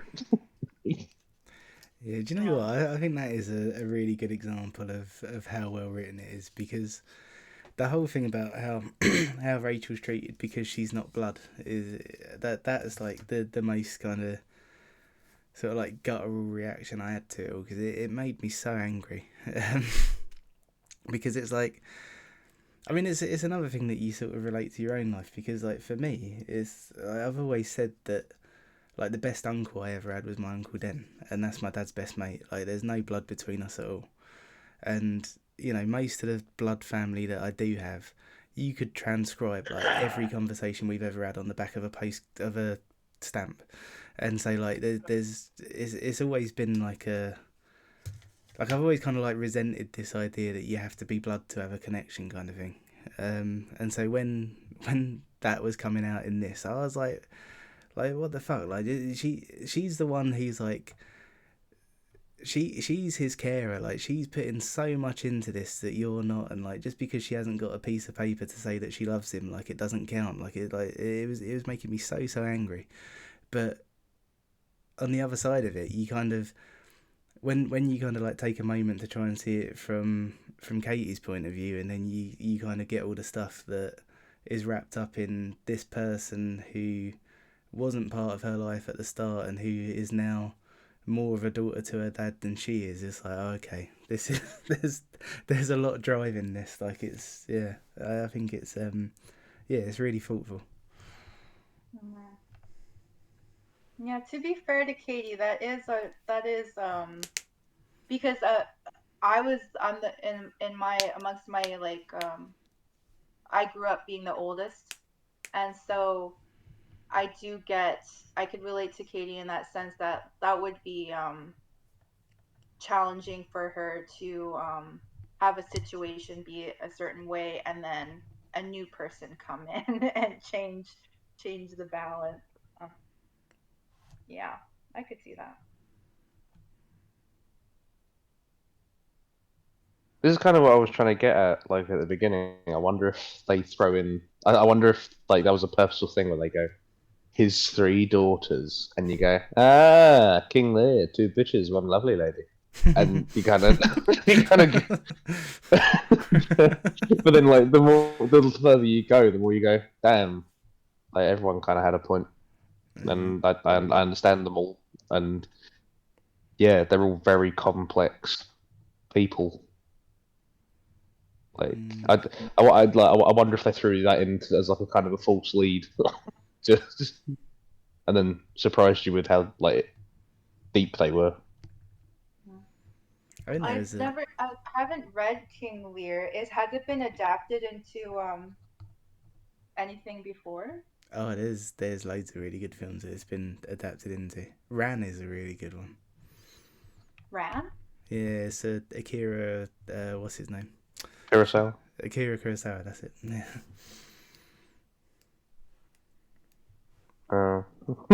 Yeah, there's loads. There's that one. There's a lot of Succession of- as well. Succession's kind of loosely kind of similar. Did you say Succession? Mhm. Oh, that's on my watch list. Yeah, I've not seen it. I've heard it's really good, but it's quite similar. Where he's like a global, not a global. He's like a TV mogul, isn't he? And they all want the business after he goes or whatever. Yeah. It's usually about like inheritance because the whole thing was King Lear's old and he's looking to pass his inheritance on, and Goneril and Reagan are the two eldest, who they flatter him and say he's brilliant and how much they love him and that, and he's like, excellent. But the 3rd daughter, Cordelia, doesn't have. She's sort of more realistic about it, and she's like, how am I supposed to profess like all my love to you when I have a husband who I also have to profess all my love to? Like, I can't flatter you like this if it's not true. And because he's so vain, he tells her to get fucked basically. But then Goneril and Reagan end up like just supplanting him and taking everything he has until he's forced to like depend on Cordelia, and then he like loses his mind and shit like that. So like this yeah. I don't know if that's kind of sounding familiar to anything else, but There's a really famous scene in Ran which has been, I was gonna say parodied. That's not the right word. But it's been like referenced in a lot of other homaged. Homaged, yeah, that'll do. Yeah, it's really famous. So it's this bit where there's like a really long twig, and the father is talking about like how fragile it is in its current form, and then he breaks it into 3 parts and then shows how strong it is as a 3. I think they did it in Planet of the Apes, in War of the Planet of the Apes, maybe. Wait, what was it? Stick and not an arrow? Might have been. Because an I feel yeah, might have been. yeah, because if it's a Kurosawa film, it's a Japanese film. I feel like I can't remember from which fucking like original concept for story or shogunate story that is. Like, there is literally a book where it's like, oh yeah, 1 arrow snaps, 2 arrow also snaps, but 3 arrows. Yeah, that's tough. But that's unfortunate because that's also the logo for Fascismo or Fascismo. It's the fascist. It's the fascist logo as well, which is a very, very, very unfortunate concept to be thinking about. Yeah. There's just you can't have anything with fascists around. yeah. But like because like the original concept is like together strong, but unfortunately that's the original logo is from, and it's like that's very unfortunate, man. It's just like no matter what it is, there's a fascist going, oh, that's a lovely peace symbol. Be a shame if somebody turned it 45 degrees. Oh god, man! You don't know like being Buddhist and having that symbol around. Oh, religious. In any case. Yeah,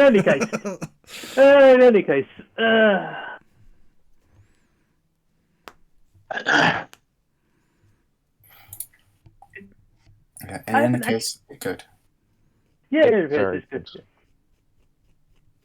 I was going to ask actually if King Lear has any like weird supernatural stuff in it, like other sort of Shakespeare's work. I haven't actually watched King Lear myself either. It depends which version you watch, to be fair. Oh, okay, fair enough. There's stuff in like the whole sort of the thing about him being supplanted by his daughters and stuff is like he gets kind of like kicked out into the wilderness, and then there's like all this there's a big storm happening while he's losing his mind, and it's kind of all about kind of like the monarchy, like the monarchy and the line of succession are all out of whack. Yeah, one might say a tempest. Yeah. Oh, yeah. Christ. Hate On the a Tempest. On a 12th night of Arthur. No. But thank you, Ben. I needed that. But yeah, so it's all kind of been that nature out of balance, and it's just kind of let it all come out of. He's kind of let his kingdom kind of like fuck up because he was just too vain. Kind of thing. Really cool little play. Really liked it. If you want to watch it, there's a well, I think it's the most recent version. A few years ago, BBC did an adaptation, and Anthony Hopkins and Florence Pugh are in it. Okay, cool. Oh yeah, that one rings a bell. I don't know if I've seen it though, but it does. Oh, yeah. I think I remember it coming out. I think I've seen that. I was trying to remember because I was thinking Anthony Hopkins. I swear I've seen him in King Lear, and I was just about to Google it when Rob said it. Yeah, I think I imagine it's I probably think that still one was on really iPlayer. good. Ian It's like McKellen's slightly also modernised. good. Ian McKellen did one years ago. Interesting. I've seen Okay. that one. I'll put that on my Amazon list now. Just give me a second. I'll have to quick search. Oh yeah, Ian McKellen did it 10 years before Anthony Hopkins, and that was Channel 4. And in a couple of decades, Kenneth Branagh will do it. Yeah. Surprised he hasn't already. He does every single one in the. He's Yeah, waiting he does. for it. He's just like, I'm not 80 yet. I'm just I'll looking. get there though. This is like a tradition, man. It's like every 10 years there's a new adaptation. As it goes 1953, 1971, 1987, 1999, 2008, and 2018. Wow. Do you reckon Kenneth Branagh's like he's bought all the calendars in advance, and then he's found the one where he's like 80, and then it's like on his 80th birthday he's just written Lear, and then he's just circled it, and then it's You've like given it death to Brian after that. Cox. No, it'll be either Benedict Cumberbatch or someone like Tom Hiddleston. You know. His three granddaughters. We've decided Brian Blessed is better for this, and he's like, what? Oh, I would love that. That would be hilarious, though. Brian Blessed could be the Tempest itself. He is the Tempest. I mean, to be honest, if it's Brian Blessed, you just need to do the narration voice. And the storm comes. Yeah, we very Brian Blessed. Yeah, that'd be. Then actually, I think the Tempest would be so actually good. Yeah, that'd be so Tempest good would though if the storm scene is just like Kenneth Branagh just kind of like on his knees going like, why? And Brian blesses the storm and he's like, oh, you. my dad used to have Brian Blessed as a sat-nav voice, and whenever you were coming up to a toll road, it used to go, toll approaching, give them the correct money and tell them to keep the change.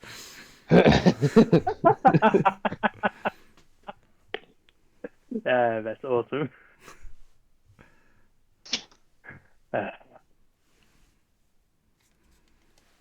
Well,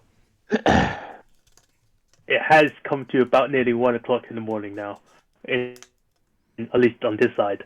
So do you guys want to do favourite scenes? Oh shit, yeah. I forgot about that. Yeah, we should do that before we fall asleep. We get to our 5th year and every tradition goes down the drain.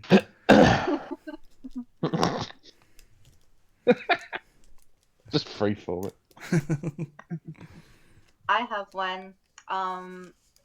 And no surprises, like one of the parts that made me laugh, because humor is just the guaranteed way to get me to connect to something.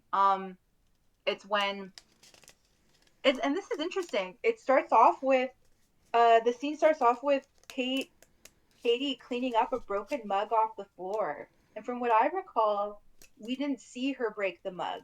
So like we're like thrown into kind of just like not knowing the full story. And Christina leaves the kitchen while Katie's still cleaning up and stuff. And then Christina goes and sits in a chair in the living room. And Katie goes down the hall and knocks on the door thinking that Christina is in the room, but then she figures out that Christina is just sitting on the chair, like doing this like deep breathing and trying to just, she seems just trying to like calm herself down. And so that I'm just setting up where my favorite part is coming in. And then Rachel comes in she's got a bag full of stuff from like a store. She seems like to have just made a run to like a convenience store or something like that. And Rachel is just like, the energy is weird in here. What's going on? And she's like, are you okay? Like, she was just like really like, Rachel's like, what's going on in here? The energy is weird. And Christina is just like, everything's good. Nothing's gone wrong. I'm just sitting here. And then Rachel's like, okay, I guess. And she is about to go on her way. But before she does, she just takes out something in her bag and just gives her an Arizona iced tea. And I just thought that was just like, I really related to Rachel, just like having sensing the vibe is off in there, and then her being concerned for Christina, and her way of just showing support and like goodwill is like to just like give her something that she like an iced tea that she had just bought. And I don't know, and I just got the sense that that wasn't necessarily her plan, but that was just her way of just trying to like better the situation and show some care for Christina, but just giving her an iced tea. I just thought that was kind of random and funny, and her acting in that scene just kind of just like amused me. So yeah, that made me giggle, and I love those iced teas, so I thought it was a very nice gesture.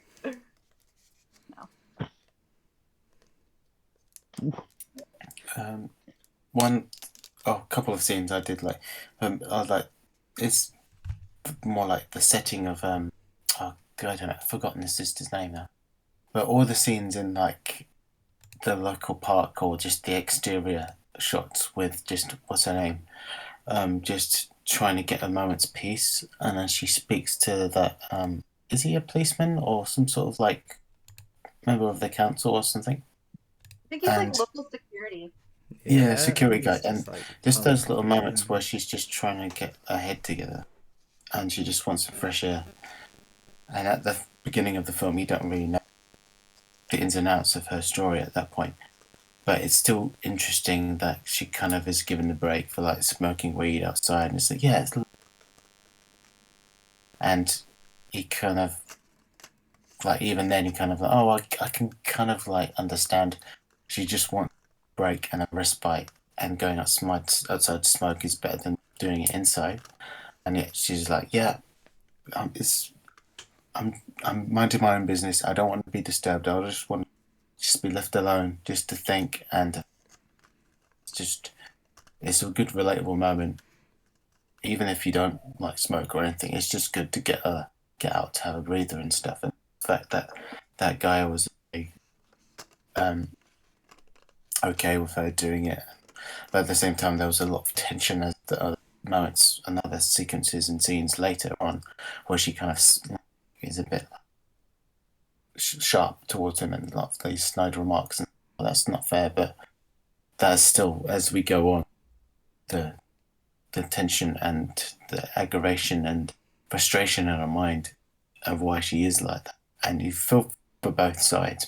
But at the same time, for his perspective, the man's like perspective of seeing her like out there being shouted at can't be good. But once you find out what's really going on, you understand why she's just so frustrated, and she just wanted to get out and have just to escape from everything that's happening inside. And it's there's a lot to unpack in those moments, but I liked how it was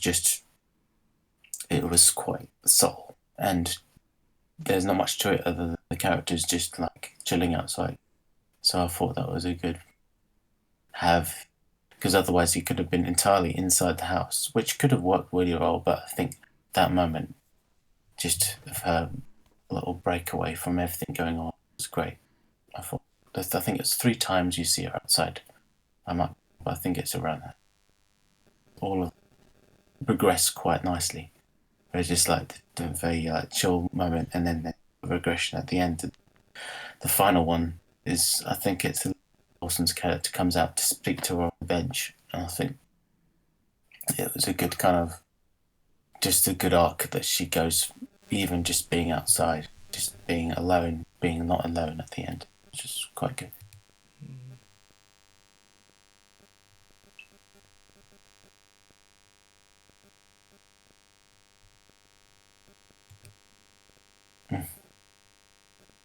It's good. I think those have probably been my favourite parts as well, to be honest. But I suppose just for the sake of talking about something else, there was a bit with Christina that I really liked, because it was another bit where I kind of saw it and then went, oh yeah, that's something that's happened to me. And it was it's a bit where they're talking about like how great her life is and how perfect everything is, and she was kind of going like, oh hang on, I didn't mean for things to come across like that. I was just trying to deal with stuff. I really like that, because I think that was the bit where I was kind of going like, okay, this is the depth for this one, because she kind of seems like she's just kind of keeping everything at arm's length and keeping herself to herself kind of thing. And then when you realise that her way of dealing with things is just to sort of bury him and push him to one side and kind of like present a version of things that's where everything's fine kind of thing. Yeah, that was where I kind of went, oh, that's where that bit of me is in that one. And that's, yeah.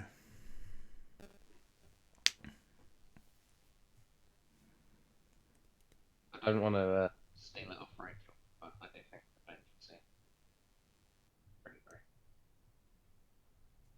Like, considering he's not that big of a part in the title, just knocks it out of the park. Sorry, Rachel. Am I the only one that? Yeah, I was going to say. Yeah, sorry, you're breaking up really badly. Yeah, I didn't hear a word of that. Oh, that's the microphone. That's why. That's better now. Yeah. Lol. What a twat. All right, rewind. Yeah. Okay. I think it. Okay. I said I don't want to steal this off Rachel because I know that she wants it. But I think it's the Benji scene.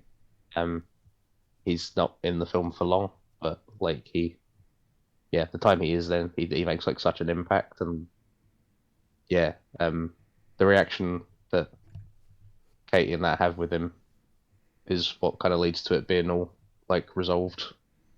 So, like, yeah, I think the Benji scene is probably my favorite. Yeah, that was a good one. I was also going to say that one, because when I was watching it, I was literally just like shouting at the screen, like, yes, because like seriously, it was when he was like, how far, what did he say? When he's basically like, how far away is New Jersey? Like, it's not that far away, but yet you're never here. I've spent more time with your dad than you.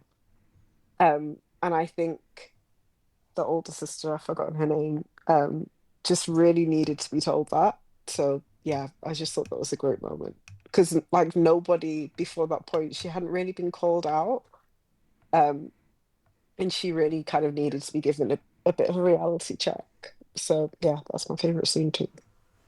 Mm-hmm.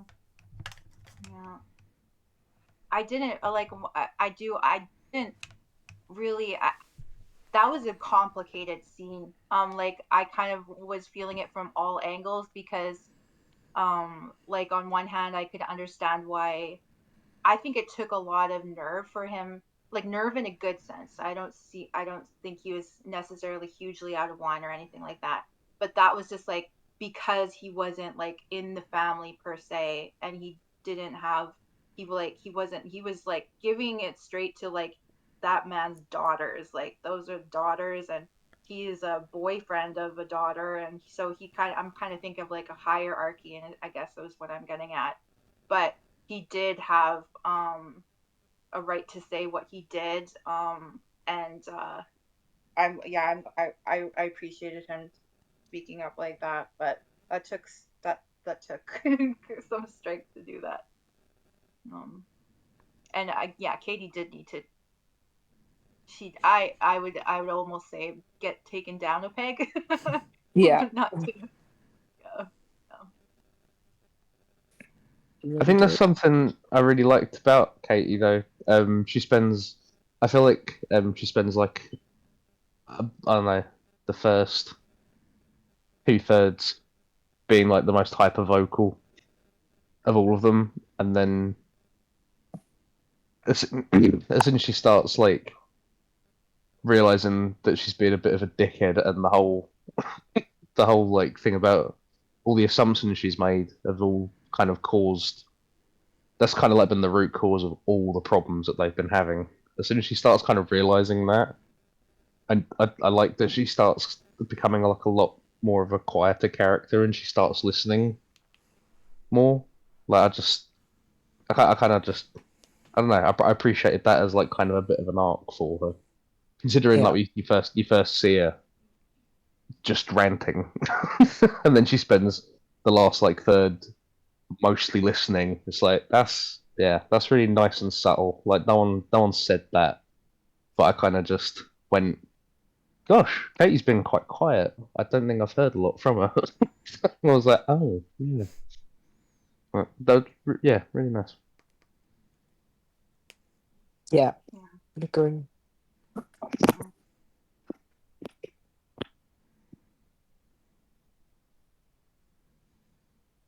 I don't mind. I don't know if Pat's going next or not. Pat, you're very close to the camera, but I don't know if you are. Yeah, I've got my right next to me. You go. If I would have normally said the scene where the dad sort of speaks to his daughters, that sort of blended the whole story together. But I quite like the scene when Rachel goes into his room and just tells him about the bets that she put on, and how much. I think it was quite a personal sort of thing between them two that I think her sisters didn't really have. So I thought that was a really cool scene. Very nice. Yeah. We did something. It sort of reminded me of something. Was that so when my dad died, it was around the time of the Grand National, and there was a betting shop across the road from the funeral parlour sort of thing that he was in. And so we went over to it and we put a bet on the Grand National and then put the betting slip in the coffin. And I remember telling Den after, and he was like, "Oh, you put a copy in the coffin, didn't you? You didn't put the actual betting slip in." And I was like, "No, we put the actual betting slip in." And he went, "But what if it wins?" And I was like, "Well, that's sort of the point, isn't it? Like if it wins, and it's kind of like." That's the send off kind of thing, and he was like, "Okay, I think I get it, but." No, he's a very practical man. Let's no, he gets it. What's funny about that is I can just imagine him saying all that as well. Yeah.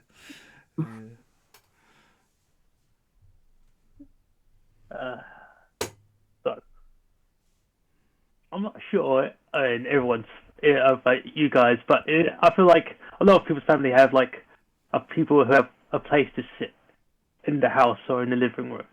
So it's a person. So my favorite scene is them right at the end looking at his chair and just like sitting in his chair. Each individually just takes the time, looks at it for a second, then sits in his chair. It's one of those things like at a dinner table, you kind of know who may sit at which seat at the dinner table, and it's kind of like you don't usually sit in other people's seats, but it's kind of like a thing. So for him, it's his chair, and they sat in it just not like just to feel his presence one more time, just to feel like so this is him and his chair and his like the way that he would sit in it and how they would feel sitting in that space.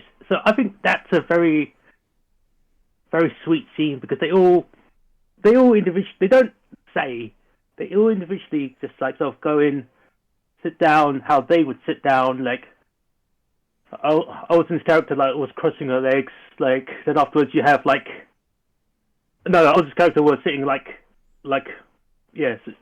sitting down in like a Buddhist sort of like meditation stance, and afterwards like Katie's character was just sitting there like sort of like slumped in, and it's like you can feel like how they sit down and how they just try to get like one more like feel of like him in it, and it's like I think that's it's very telling how they interacted with it and how they felt in the chair that that is his chair, which is like very fitting and very sweet.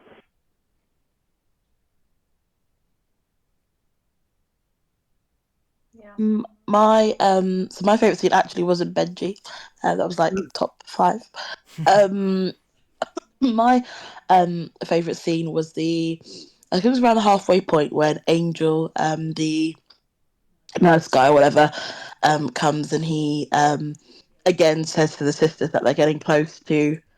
And apologies if Thomas already said this, I was getting sorry for bed, but yeah, when he says like the dad's obviously getting close to kind of passing, and I think I don't know, just that moment being the kind of like inconsistencies or the incorrect kind of estimations being the thing that bonds kind of Katie and Rachel in that moment, that kind of like, oh for goodness sake, like you said this before, I don't know, it's one of those things where I don't know, no matter how kind of at odds you are maybe as like I don't know, siblings or whatever, I don't know, just sometimes when you kind of catch like I don't know, like bullshit, or you think that somebody's kind of I don't know, having to go, whatever, like that kind of like joining up, that still can sometimes happen, even no matter kind of how you feel about kind of one another in that moment in time, and that kind of I guess disagreement or kind of slight humour, but not obviously not humour in it, as if it's kind of like I said, kind of ridiculous, and that being kind of what bonds them, I guess, and kind of leads to Rachel reading the obituary, and then obviously them going into the room together, which is that little kind of like spark of when they both kind of like slightly disarmed and they kind of see I don't know, like a shared perspective within each other, that each other have, and then obviously what's her face, Christina, again kind of being, she's caught in the middle of that, and obviously she's apologetic as the kind of I don't know mediator kind of person to Angel, but it was nice to kind of see that very kind of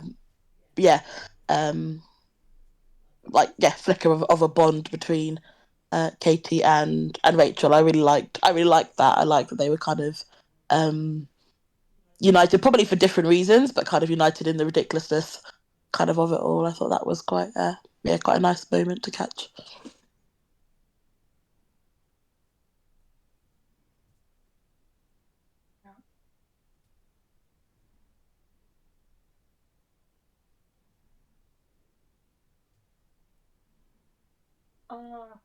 Has Emmanuel fallen asleep or? Yeah. I just went and hung up the call from his phone because I couldn't wake him up. He's sleeping with bless. that. Okay. Oh yeah, it's his film. For a long time. That's Thankfully, he did tell me what it is, so I could tell everyone. Yeah. Let me see if maybe he's like woken up slightly. He's like, you get him go. I He's- think. And we thought we could make He's this a double awake. bill. Ish. Yeah. Shall I announce your film for you?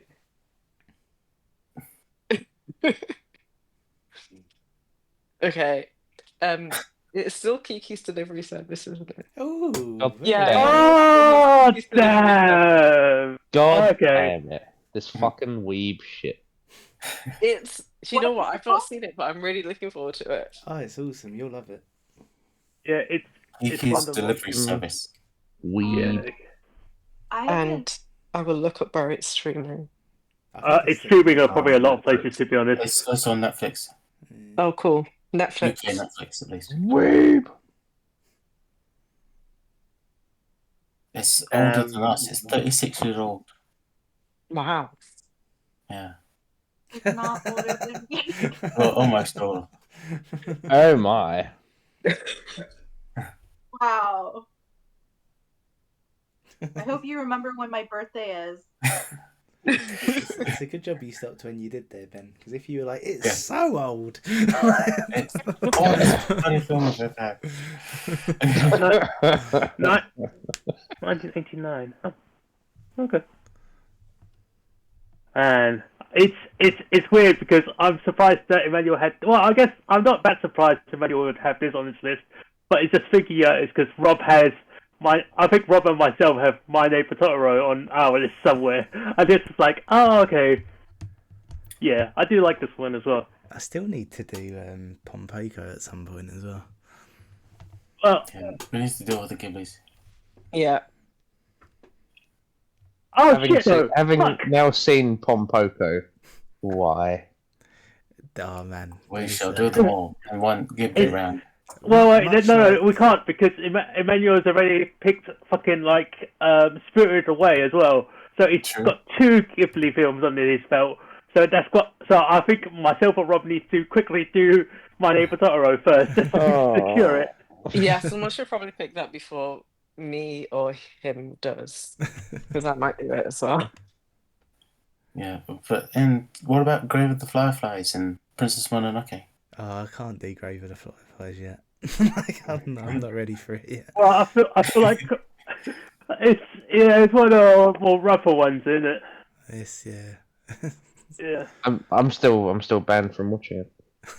Well, we can only ask that you don't laugh too much. Because your story is your story about it is like, oh yeah, I laughed. It's like, really? Did you? I mean, you shouldn't have. It's not like. I was just trying to lighten the mood. Do you know That's what? all. That's exactly how I felt. You've put it into words, Simon. Is when Alex said, "Oh yeah, I watched Grave of the Fireflies and couldn't stop laughing." Exactly what I felt was, well, you shouldn't have. Well, it's like Pat with The Exorcist all over again. Well, Wait, what? Yeah, Pat and The Exorcist. What, you laughed during that? What I mean, like, Oh yeah, it's a comedy for Pat. You're I muted. mean, is it because of like the like the Pat. production value of it? Because like what you get now, No, no? I hate reliving this. Oh, sorry, I was on mute. It's like I said, as time gone on, it's less scary, but more funny. I don't see it. And they have it. I mean, there's your answer. It's what you laughed at. That was the worst. What the cross? Yeah, that's horrific. I'll try to sort my brain out on that. It's less scary and more funny. But it's The Exorcist. I think basically what happened is Pat watched it, but in his mind, the scary movie parody was playing. Okay, all right, I'll give you that. The scary movie parody is kind of funny about it, where you watch No, it. But like, I'm actually talking about The Exorcist. yeah, but you're talking, yeah, but the actual Exorcist is. Like, is it because of this? Because like the effects are quite dated. Is that it? I would see that. Oh, horror's changed a lot for me over the years, so it's like it has to go some to make me feel scared. So then, if it goes and tries to do something and it doesn't scare me anymore, or it never has, then it's either boring or funny. And on this case, it was funny. Because like The Exorcist is still a great film. I think I'm just conditioned to not be scared at many films anymore. You get scared at video games. Yes. Okay, fair enough. Interesting. Okay, so it's just not. So it's not like that. To blame for one of them. What So did you do? years ago, when we were all on the Xbox 360, Oh, now Rob has a tendency to fall asleep and snore. And I was playing Dead Space, the original version. And you can tell where this is going. we're in like so it's like in a big sort of open, well, not that open, but it's a long sort of pathway, and the lights are shutting off, and the lights are gone, and then all of a sudden I hear some strange noise. I've shat myself. Dead Space can get really fucking freaky sometimes. But I could just imagine you go walking down the hall with your gun and you're like, what the fuck? I've paused my controller and just unplugged for a minute. Like I've put it down, left the room. I've come back, I put my headset back on, and the noise is still there. And so I was like, oh, fuck's sake, it's Rob. Okay, fair enough. Okay, so it's not like scare. So it's not like scariness. It's like turn it off on your brain. It's just you found movie scariness. It's not the same as other style of scariness. I can accept that to a certain level, because like watching a TV series or watching a movie scary is not as like the same as VR scary, or like VR still get VR scary is fucking horrifically scary. If you talk about like movies and TV, like American Horror Story, I'd always heard that there was elements of it that was creepy and stuff, and I found it quite boring. Like I know so many people that were freaked out by it, and I got about halfway through season 4, and I haven't been back since. Like it's just a lot of it. Like this is what I've said like a few years ago. Is like horror is in a weird place where there's like the good ones are fantastic, but there's an awful lot of crap now. Okay. Well, there's like, it's not just now. It's like it's been for a long time. Like it's unfortunate. Like I love horror as a genre, but you don't often get like really good quality, really impactful horror. It's like a rarity. No. So like, any of the horrors that I enjoy, it's usually story or characters. Like at the minute, I'm finishing season 11 of The Walking Dead. Like that's something that went a bit started great and then sort of gradually got a bit meh. But now they announced that season 11 was their last season, and it's probably been the best season since season 3. I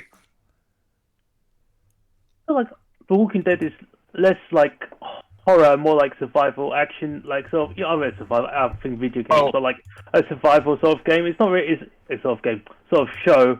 It's a less sort of like horror. You know what I mean? It's because of the zombie element that makes it a horror, but yeah, I get what you mean. Okay. I'd say it's very toned down horror. But that's fair, though, like. Sorry, pal. I didn't realise I was talking over you. Oh no, that's sort of the level of horror I tend to go for now. It's like there's too many films that try to be scary and just fall flat. Well, that's the thing, though, isn't it? Like I think zombies is kind of, I don't know, like that's the one sort of like subgenre of horror where I'm like, I'm alright watching this in the dark, because I don't think zombie films are ever really trying to scare you. I think they're trying to make a point about something. I mean, like they can be a bit. They can have some sort of like jump scare or like horror in the sense of like it's the mob, like the unrelentless thing. Like, heck, well, when you guys, I can imagine when you guys did Train to Busan, and it's just like it's not scary in the sense of like the dread. It's more scary as like, holy shit, look how many of them there are. That's quite. I mean, that in itself is kind of scary, but not like it's creepy scary. You know what I mean? So it's kind of like I get what. I haven't seen that one yet. It's on my list, though. If anybody would humor me and not give any spoilers, just to warn you guys. Oh, okay. So there's zombies. That's about it. That's the only spoiler I can really say. And there's a lot of them. Very good film. It's a pretty fucking solid film. Yeah, it's fucking. It's in Korea. Yeah. I can't believe you tell her that they're wrong. You son of a bitch. I think that's how I got like into it, because I saw the trailer on all of these fucking zombies. I was like, whoa, what the fuck? It's like, yeah, it's a different sort of zombie film. Very good zombie film. Definitely recommend to watch. I think I like stumbled across it on Prime or something, and I was like, "Oh, right, then Korean zombies." and then I watched it, and I was like, "Holy fuck, that was good!" And then I picked it like 3 weeks later. It did. Yeah. So Emmanuel has chosen Kiki's Delivery Service. Gotta choose. I don't know, because I don't want to choose the overly like kid-friendly one. So I feel Totoro is sweet enough because it's very dear to my heart. It's kind of like, because is it this year that we're doing like childhood favorite picks or something? I can't remember. Man, is it? Yeah, the special round is family favorites round. I feel like that could be it. I don't know if I will, because like if that is it, I feel like, you know, it's either that or something like, I don't know, like Dumbo. But I feel like Dumbo, watching it now as an adult, is kind of odd because you got the context of what they're actually singing about, and it's like very awkward because when I was like very young, so and watching it on VHS, and you just rewind it and you go, huh, those clothes sure talk funny. And I'm like, oh right, yeah, because of it's a very bad context thinking about it now as adult Simon going, oh yeah, you don't understand why that's awkward and bad now, do you? Oh, okay, never mind. You know, so, yeah, I had a moment where, like, so you know, on Disney Plus they've started putting like a screen in front of certain films to say like, oh, this contains like culturally sensitive stuff and all of that. So I think it was a couple of years ago now, but I watched Aladdin. And that screen came up at the start of that, and I was like, in Aladdin, what the fuck are they talking about? And I got like 10 minutes in before I was like, oh, okay. Yeah. It's like, oh, yeah, he's gonna cut off his fucking hands, right? Okay, that makes sense. Yeah, that's a very, very not very culturally insensitive. But yeah, I'm glad they started putting those disclaimers up front. It's a good thing. Yeah, it's the best way to do it, rather than just editing films or just not having them available, because like 90% of them are still great. It's like historically it's important as well, like to kind of like sort of own the problem rather than pretending it didn't happen. Exactly. Like it gives like it's a very like, it's obviously a very controversial thing to think and like to talk about, but I am of the viewpoint that like a lot of pieces of work can have still have a lot of value, and obviously there are some things that are just like unacceptable as time goes on. And I think I agree. Like, I'm glad the works are still out there to experience, and it just gives a good opportunity to discuss these things. And have it up in the open. Yeah. So I think that's the thing, like it's kind of, I don't know, I mean, if you start sort of like editing them and making them unavailable, it kind of it sort of gives the impression that you have to agree with like everything in a piece of art, and it's like, well, you don't. Like there is part of it that's kind of like a historical record, and that's as interesting as anything else.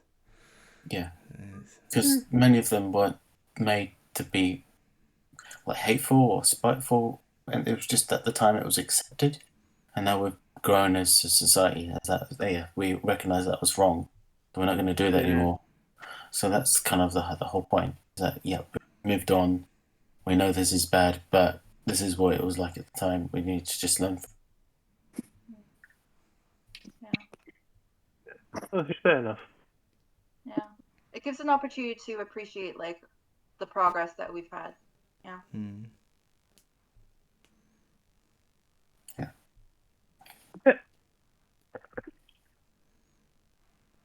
Well, so yeah, I haven't. I myself am really. I haven't seen. Spirited Away was the first Ghibli movie that I've ever watched, and it was because of Film Club. So, yeah. Interesting. I guess the question for you, Glory, is like, how much anime have you consumed before? Not a lot. So like I grew up watching Lucky. Sailor Moon. Huh? I said lucky. I grew up watching Sailor Moon and Fair enough. Yes. and then outside of that, not a whole lot if I'm like trying to remember. So Did you not grow up being like a Pokemon kid like the rest of us? I was not into Pokemon, no. Okay, fair enough. You shake your head. You shake your head. It's like you can't blame. Not everyone was into it. Admittedly speaking, without making it sound sexist too much, a lot of girls watch Sailor Moon because it's a very girl-focused sort of like animation. I was like, oh yeah, that makes sense. I feel like yeah, pretty much every female that has watched anime has watched Sailor Moon, and it's just like yeah, it's just like a very that or Cardcaptor Sakura, but it's like that's a whole other thing. I won't say anything. Just watch There's him this panic. anime that I lost track of. That I never. I think it was a vampire. Like, is that a good enough clue, or is there a lot of? Okay, well, okay. You said vampire and anime. You might as well have said, "Oh yeah, it's an anime with a guy." No. Okay. Actually, that is a good point. Vampire dude, vampire lady. Dude. Big red hat. I don't know, but it was a very dark and intense anime. Guns or swords? I can't remember. Okay, shit. If it's guns, it's Hellsing. If it's swords, it's either Blood Plus or Blood Vampire Hunter D. Hellsing sounds very familiar. I think that might be it. Vampire Hunter Steve. No, D. I think it's supposed to be Vampire Hunter Dracula. I think I can't remember. It's like what was the setting? Medieval or modern? Modern.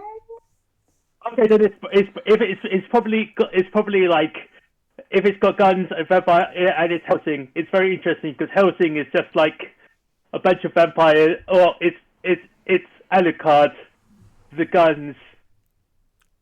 He kills lots of people, mostly nutties. It's kind of like it's a very interesting thing. It's one of the main. It sounds highbrow, yeah. It's yes, that Hellsing awesome. It looks like he's melting. You want to related to Van Helsing? Yeah, you want to watch common misconception. If that's what the subtitle says, it says no relation. Van Helsing is his non-union Dutch equivalent. But it starts off actually. His backstory is he is that particular Dracula, and that particular vampire that gets captured by the Helsing family or the Helsing organization, and it's like, oh yeah, it is that. Helsing, you mean that guy? Yes, that guy. Oh yeah, that guy's all like. I was like, oh okay. What guy? Yeah, that guy. Yeah. Oh, and then one other anime that I would be interested in finding again, and it's on the completely opposite spectrum, end of the spectrum, and it's very like there's these little kids, and I think they're in a jungle, and I think it's a boy and a girl that are the main characters. Do any of them have faces? Do they have a nose? He has like spiky hair, maybe spiky blue hair or something. Maybe Spiky hair in an anime. That's not unfortunately. Were they cute animals? No, they're human little children, and I don't know if maybe Spiky there were blue cute hair. animals. I don't know. Are you sure this isn't the wasn't Smurfs? Digimon, was it? No. If there's no cute animals, you got to remove all that particular. That's why I was like, did they play with spinning tops and then they put it to go let her rip? I love the fact that you got that straight away. That's so awesome. Okay, that's why it's just like, oh Christ. It only was spiky blue hair. Oh No. No, my little brother was into Beyblades, and it did. Yeah, I could get into that. That's it started off with just did it start off from the toy first and then they made the show, or was it the think opposite? it was, yeah. I think like most of them come from the toy brand, right? Yeah, I mean, like it's where they made a TV show to sell a toy, basically. Yeah, I mean it's a bit of both, to be honest. Like that's what like original Transformers and like all that stuff was, because it's like the product and the toy is like complete together. Man, it's just people will be. I remember when Beyblade came back with like a vengeance when we were in secondary school. It was a bit weird in such a way because like they had cereal, because I can't remember which particular cereal company had it, but they had, you can get, if you eat this cereal, it comes with one of the special type of Beyblade tops, like for your Beyblades. You can adjust it, you can like customize them. People got like shit stolen from them all the fucking time. Do you remember Rio, who had the big I saw dreadlocks? him at Gatwick the other day. Oh, is he good? Is he still stealing other people's Beyblades? Do you know what? He looks exactly how he looked in school, but he's got a beard now. That's the only difference. Oh. Does he still have the big Rio pros? Still got the dreads, he was- still got the dreads. He was a twin, right? Was he a twin? Or maybe No, thinking of someone else. you're thinking of Ryan and Bradley. That's it. Oh, yeah, okay. Ryan and Bradley Macro, yeah. Yeah, they left in the that's season, it. didn't they? Do you know Yeah, what? Rio. My longest memory of Ryan and Bradley was that there was one day where we went to the cafe near Beacon Tree Station together, and for some reason one of them just stole loads of cutlery, and I was like, "Why have you done that?" And he was like, "I don't know." Man, it's the only reason I thought about the secondary school. I can't remember which conversation it was. Someone talking about Ricky Prince, and I was like, it's weird because like Rick kind of lives near me, same as like Elliot kind of. So it's kind of like